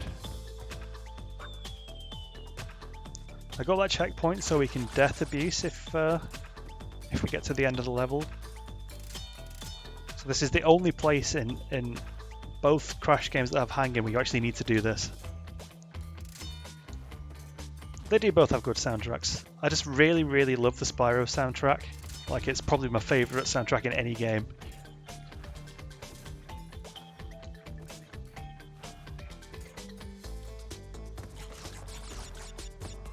Oh, it's a secret exit. Oh, okay. I mean, that's good. But now I've got to go through the rest of that level again. Spyro 1 especially.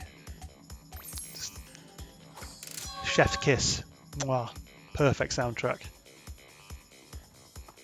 Totally Bear and then Totally Fly. They were really running out of level names when they got to these last two. See, I've never really played Kingdom Hearts. I got the remastered collection for PS4 actually, but I don't. It might have been me just not having time to get into it. But the combat initially wasn't massively engaging for me, so I didn't really stick with it. It's one of those things I'd love to have another go at though, just purely because it's got Goofy in it, and like, what's that about? That's crazy. Who thought, yeah, let's make a JRPG, but let's stick Disney characters in it. Remember, it's a game I always wanted as a kid, but I'm pretty sure they were only on the GameCube when I was a kid, and I didn't have a GameCube. I had a PS2 and I had an Xbox, but I didn't have a GameCube, even though the GameCube's the only one I asked for of the three of them. This is easy, man. But I'm pretty sure... I could be wrong, I think the remastered Kingdom Hearts games are on Game Pass now for the Xbox. So that could be, oh, what the, oh, okay, it waits for me. So I could give it a go on there. I need to get a capture card so I can stream console games without having to use the stupid inbuilt streaming stuff. But, you know, oh, have I missed boxes? I'm going to assume they were nitros and not worry about it. But yeah. So that could be a way to play it. But I'd like to get a capture card just so I can properly stream console games. But that's a big investment. They're pretty expensive. Oh, I should not have done that. You're supposed to break these boxes before you get the Firefly. I'm going to have to feel my way around in the dark now. Wait for me! Come back! It's actually not that bad. In the PS1 you actually cannot see a single thing. But you can kind of make out some details. Like, I can see that there's a pit ahead of me. There we go. Pro strats. That should be a challenge. Do this level without using a Firefly at any point. But hey!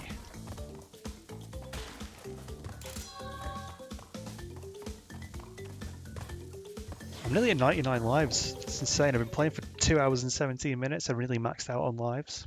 But I actually would have done it if I wasn't messing up so much earlier on.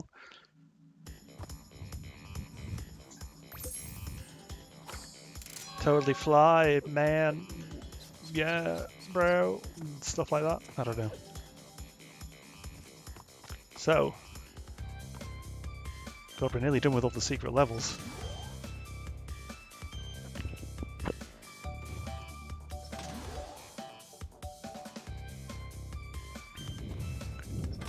I'm quite excited because I've just ordered a blue snowball microphone, you know, the one everybody gets. So I'll actually have a good microphone and not this mediocre headset. I need to go to hanging out again, don't I? I'm going to get an arm for it. It's going to be super professional and excited. You can actually hear the bassy tones of my voice.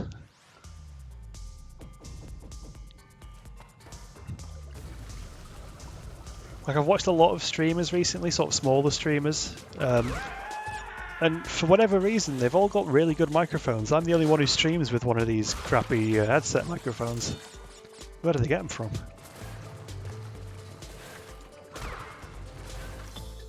I remember I got this webcam I'm using now for streaming about a year and a half ago and never did. I did like one stream with it and then just didn't touch it for like a year and a half.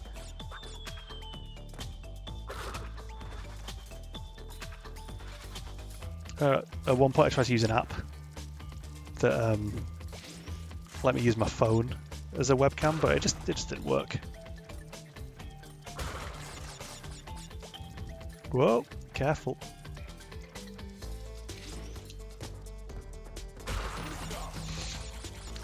That's reassuring at least. I think I just happened to have watched a load of weirdly professional, like, smaller streamers.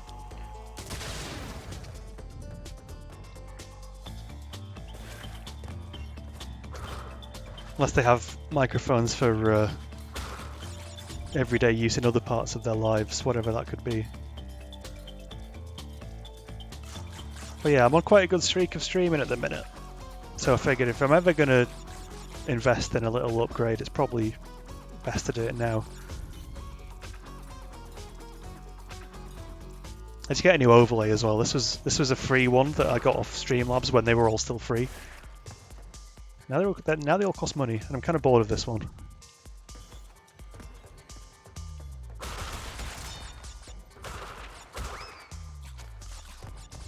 It's funny because I used to make YouTube videos when I was younger, when I was like sort of 13, 14, and I used to use this little microphone, which was basically like a little just circle thing, and then a stick coming out of it like that. And my god, the thing was absolutely disastrous. I don't know how I listened to that and thought, yeah, that's good.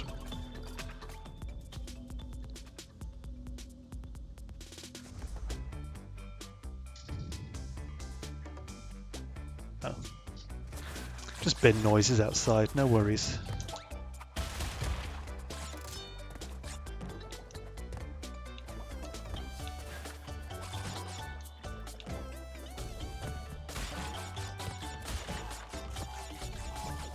One, two, three, 4, 5. Oh god, I hate doing that. I hate having to do the bouncy crates because they're awful.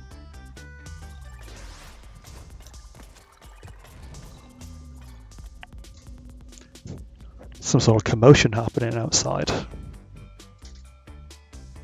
Oh, it's gone.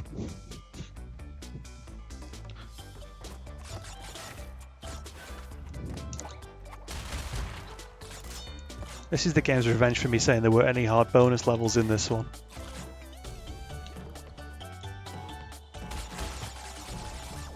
Whoa! 1, 2, 3, 4, 5. 1, 2, 3, 4, 5. 1, 2, 3, 4, 5. 1, 2, 3, 4, 5. 1, 2, 3, 4, 5. 1, 2, 4, 5. 1, 2, 3, 4, 5. 1, 2, 3, 4, 5. Better to be safe than sorry on that one. Oh my god, we did it. 99 lives.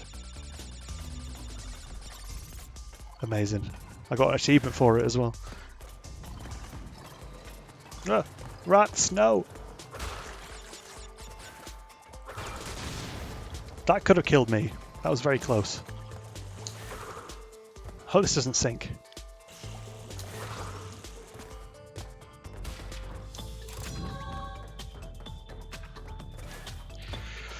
Boom, there we go. This feels like quite an early place to have 99 lives as well, considering all that dying I was doing earlier on. Thank you, Miss Tiny.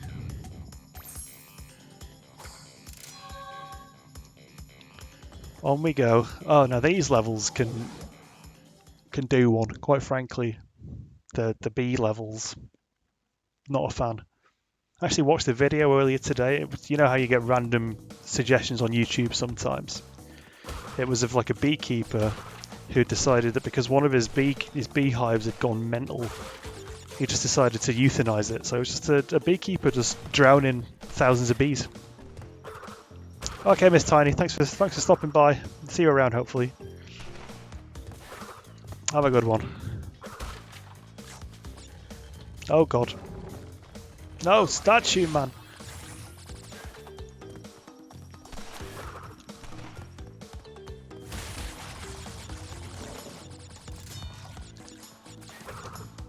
The impact of getting a life is kind of less than now. I've got 99, I've got to say.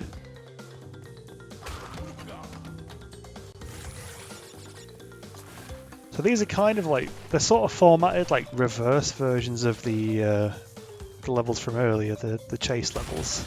The scenery is kind of the same, and they've got these electric gates as well, and they've also got very aggressive flowers. I think you can actually kill them. Apparently not. Don't know why I thought I could do that. Now I've lost Aku Aku, so nice one, me.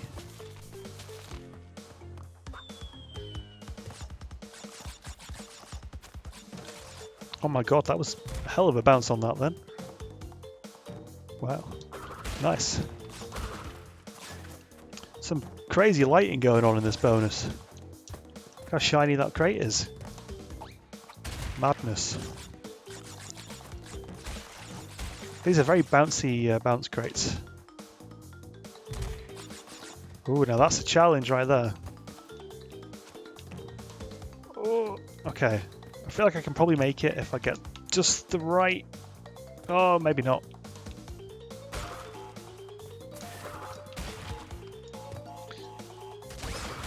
I don't need lives anyway. And it's literally true, I don't.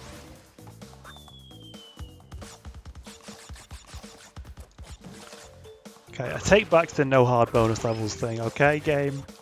Give me a break.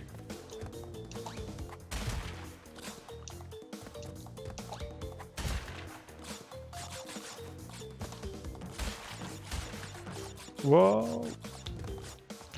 I still feel like that's makeable, even with a little jump. Can I go around and... No! Oh well. Like I said, I don't need lives anymore. I'm post life now, whatever that means.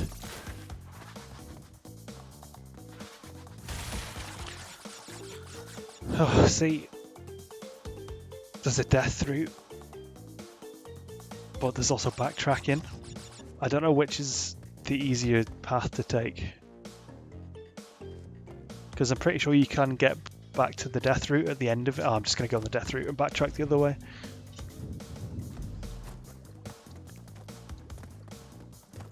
But yeah, the in-level backtracking in Crash is god-awful.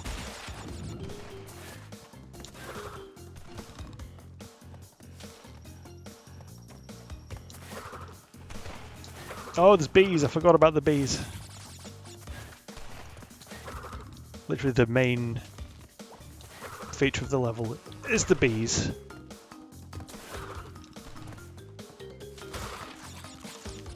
Maybe this would have been easy to backtrack on. It doesn't seem that bad, really.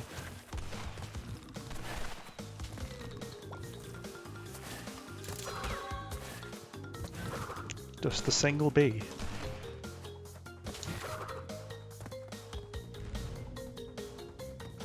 Time for some fun. I'm 100% grabbing this checkpoint. Could live to regret that, to be honest. If I do the backtrack and then screw up somewhere down the line, especially without an Aku Aku. Luckily, it's only sending single bees at me in the minute, which is just about manageable. Also, I can kill these things, which is pretty nice. Crash the sort of... It's funny because I'm pretty sure in the PS1 version he sticks his arm out and just sort of helicopters his arm like that.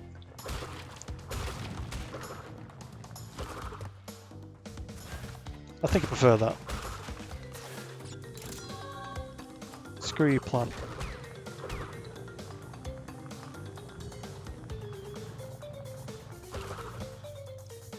Apparently bandicoots do actually burrow underground like that in real life.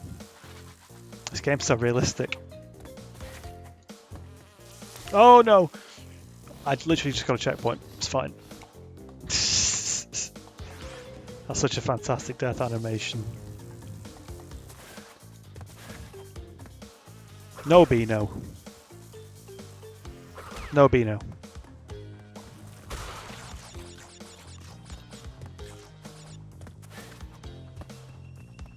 Ooh. No Beano.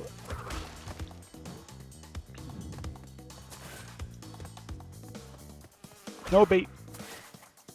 You've got to really listen out. You can hear him coming.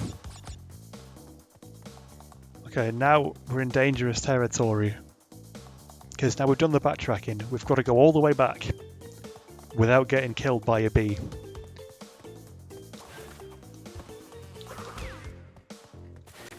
Without Aku Aku, it's a bit tricky. It's kind of easiest just to take preventative action against the bees. No! But then that exact thing happens. And you've got to run back. Screw the bees, man. Stay in your hive. I ain't threatening you. I don't even like honey.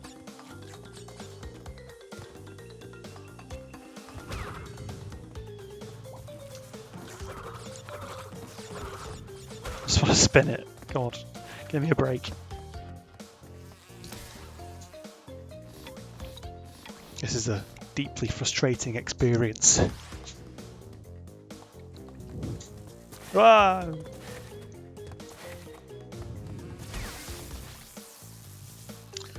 Well, there go my 99 lives.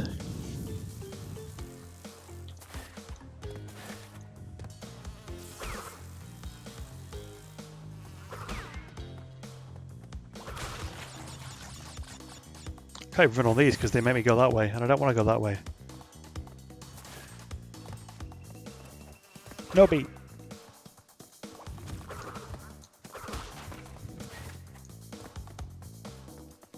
No beat. I'm gonna say that every time.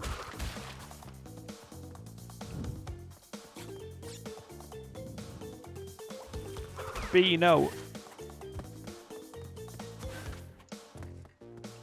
Maybe if I just wait for it to pop out. Then there's always a risk of the second B coming though.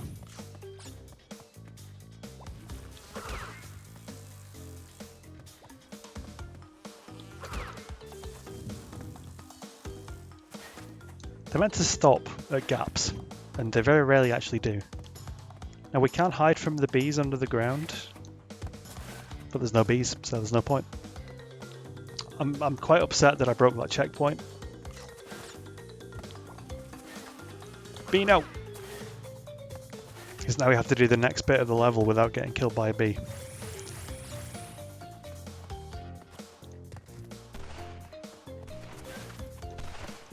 I'm pretty sure there's actually a secret there, but I'm finishing this level.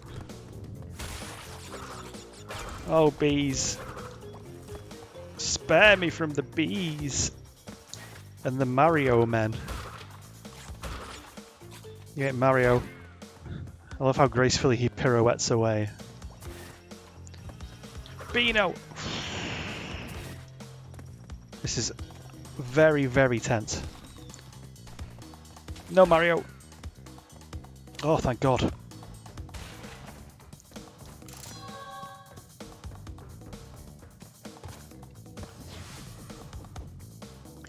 Phew.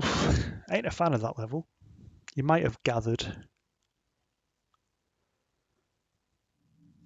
So, because I'm such a hater of that level, I'm going to go straight back in.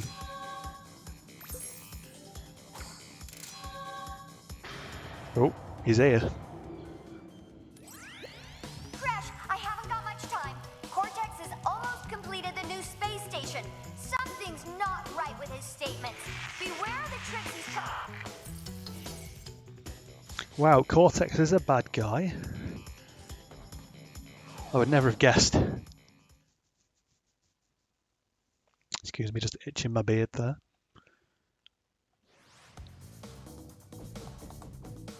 Okay, so yeah, I did say there was a secret near the end of this level, and there is. So I'm just gonna try and get there as quickly as possible without being killed by a bee. That's all I'm asking for. I don't think I've ever been killed by one of these plants. I know I'm fully setting myself up for failure.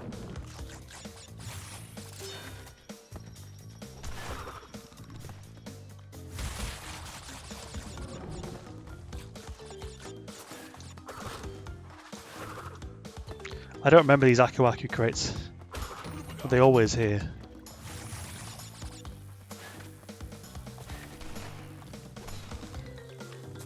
I'm pretty sure there's 2 B levels. So this isn't even the worst of them. Can I get round?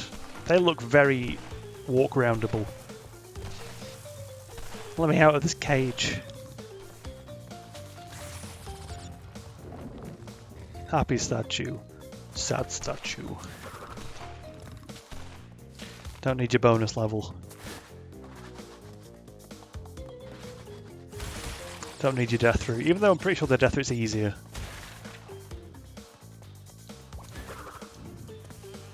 At least I've got Aku Aku this time.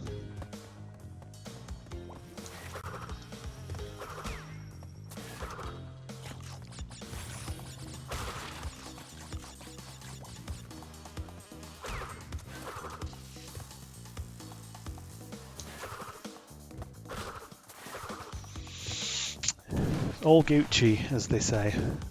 It's the youths.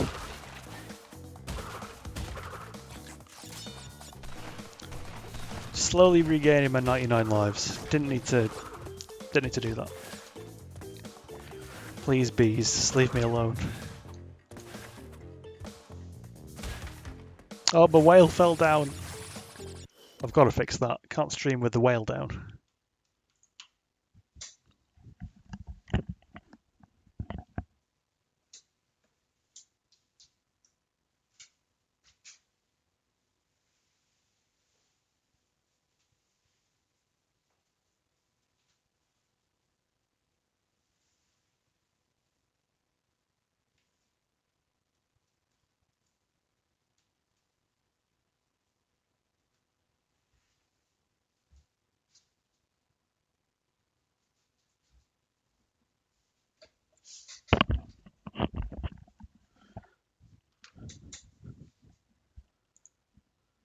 There we go.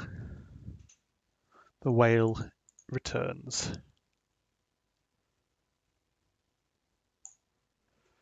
Right, let's continue. Ugh. Usually it doesn't fall down when I stream. It's like it knows. Okay, so there's a secret. I don't know how the hell you're meant to figure this out. If you kill that dude, then you teleport away. How on earth are you meant to figure that out? So that's the last secret we need to find, actually. Well, secret level, secret entrance anyway. So that's pretty nice, pretty significant step. 2 hours 36 in and we've got all the secrets. It's pretty nice. So yeah, this is a level we did earlier. You can actually see the bit that we would have come in on from this route at the start of that level. Also got a cheeky TNT in there to punish you for being a greedy little boy for oh god, right, and spinning straight in. I hate that noise he makes. That. There we go. That's it. That is it. That is the secret entrance.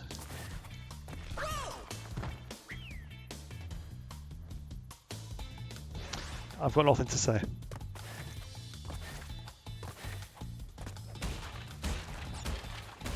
I wonder if the TNT blows up all the crates.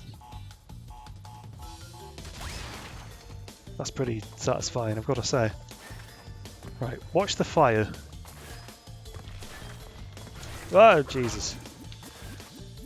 See, I don't even know if there's stuff back here to get.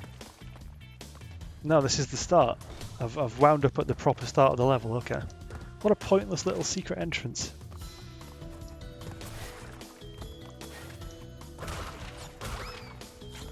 Those rats are kind of cute. I feel bad for stomping on them. They just look tired, bless them. I'm sorry, Mr. Rat.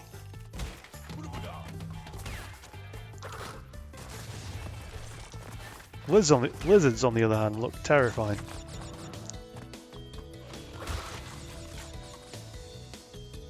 One thing I do miss in Crash 2 about Crash 1 is the, I don't think I need the death route, is the sort of the vast side-scrolling platforming levels where you'd be climbing up something.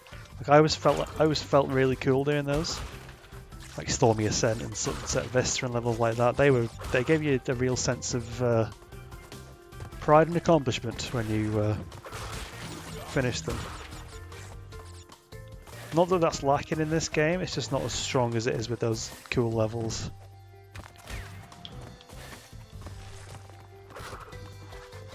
Like none of the levels in this game have that same sort of epic feel as like Stormy Ascent, Slippery Climb, Sunset Vista. Ooh. Hell yeah. My neck's hurting because of the conscious effort I've been putting to not like do this in this stream. Can't believe it's making my neck hurt.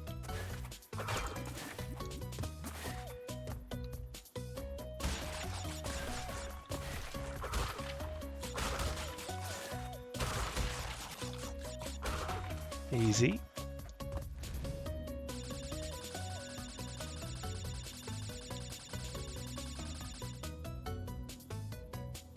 Crash looks a bit weird then. The lighting is a bit strange on his fur sometimes. Kind of liked him when he was just a smooth orange polygon. Go on, give me 99 back. Oh, hey! And that's 89, boys.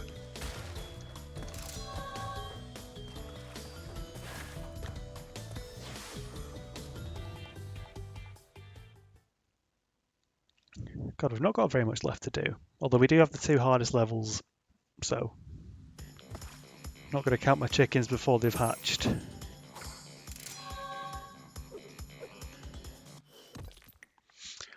Now I'm trying to think, because if I don't think I'll finish this tonight, so if I wait too long, then I won't have anything to stream next time. Like I don't want to just do the end of Crash 2 then the start of Crash 3. I like having nice separated bits. The hell does that mean? Nice separated segments of games. So I might just end the stream now. I mean, we've been going a good 2 hours 41 minutes. I'm super hot. I'm really sweaty. So yeah, I need a shower. I need to sit in the freezer. That'd be nice.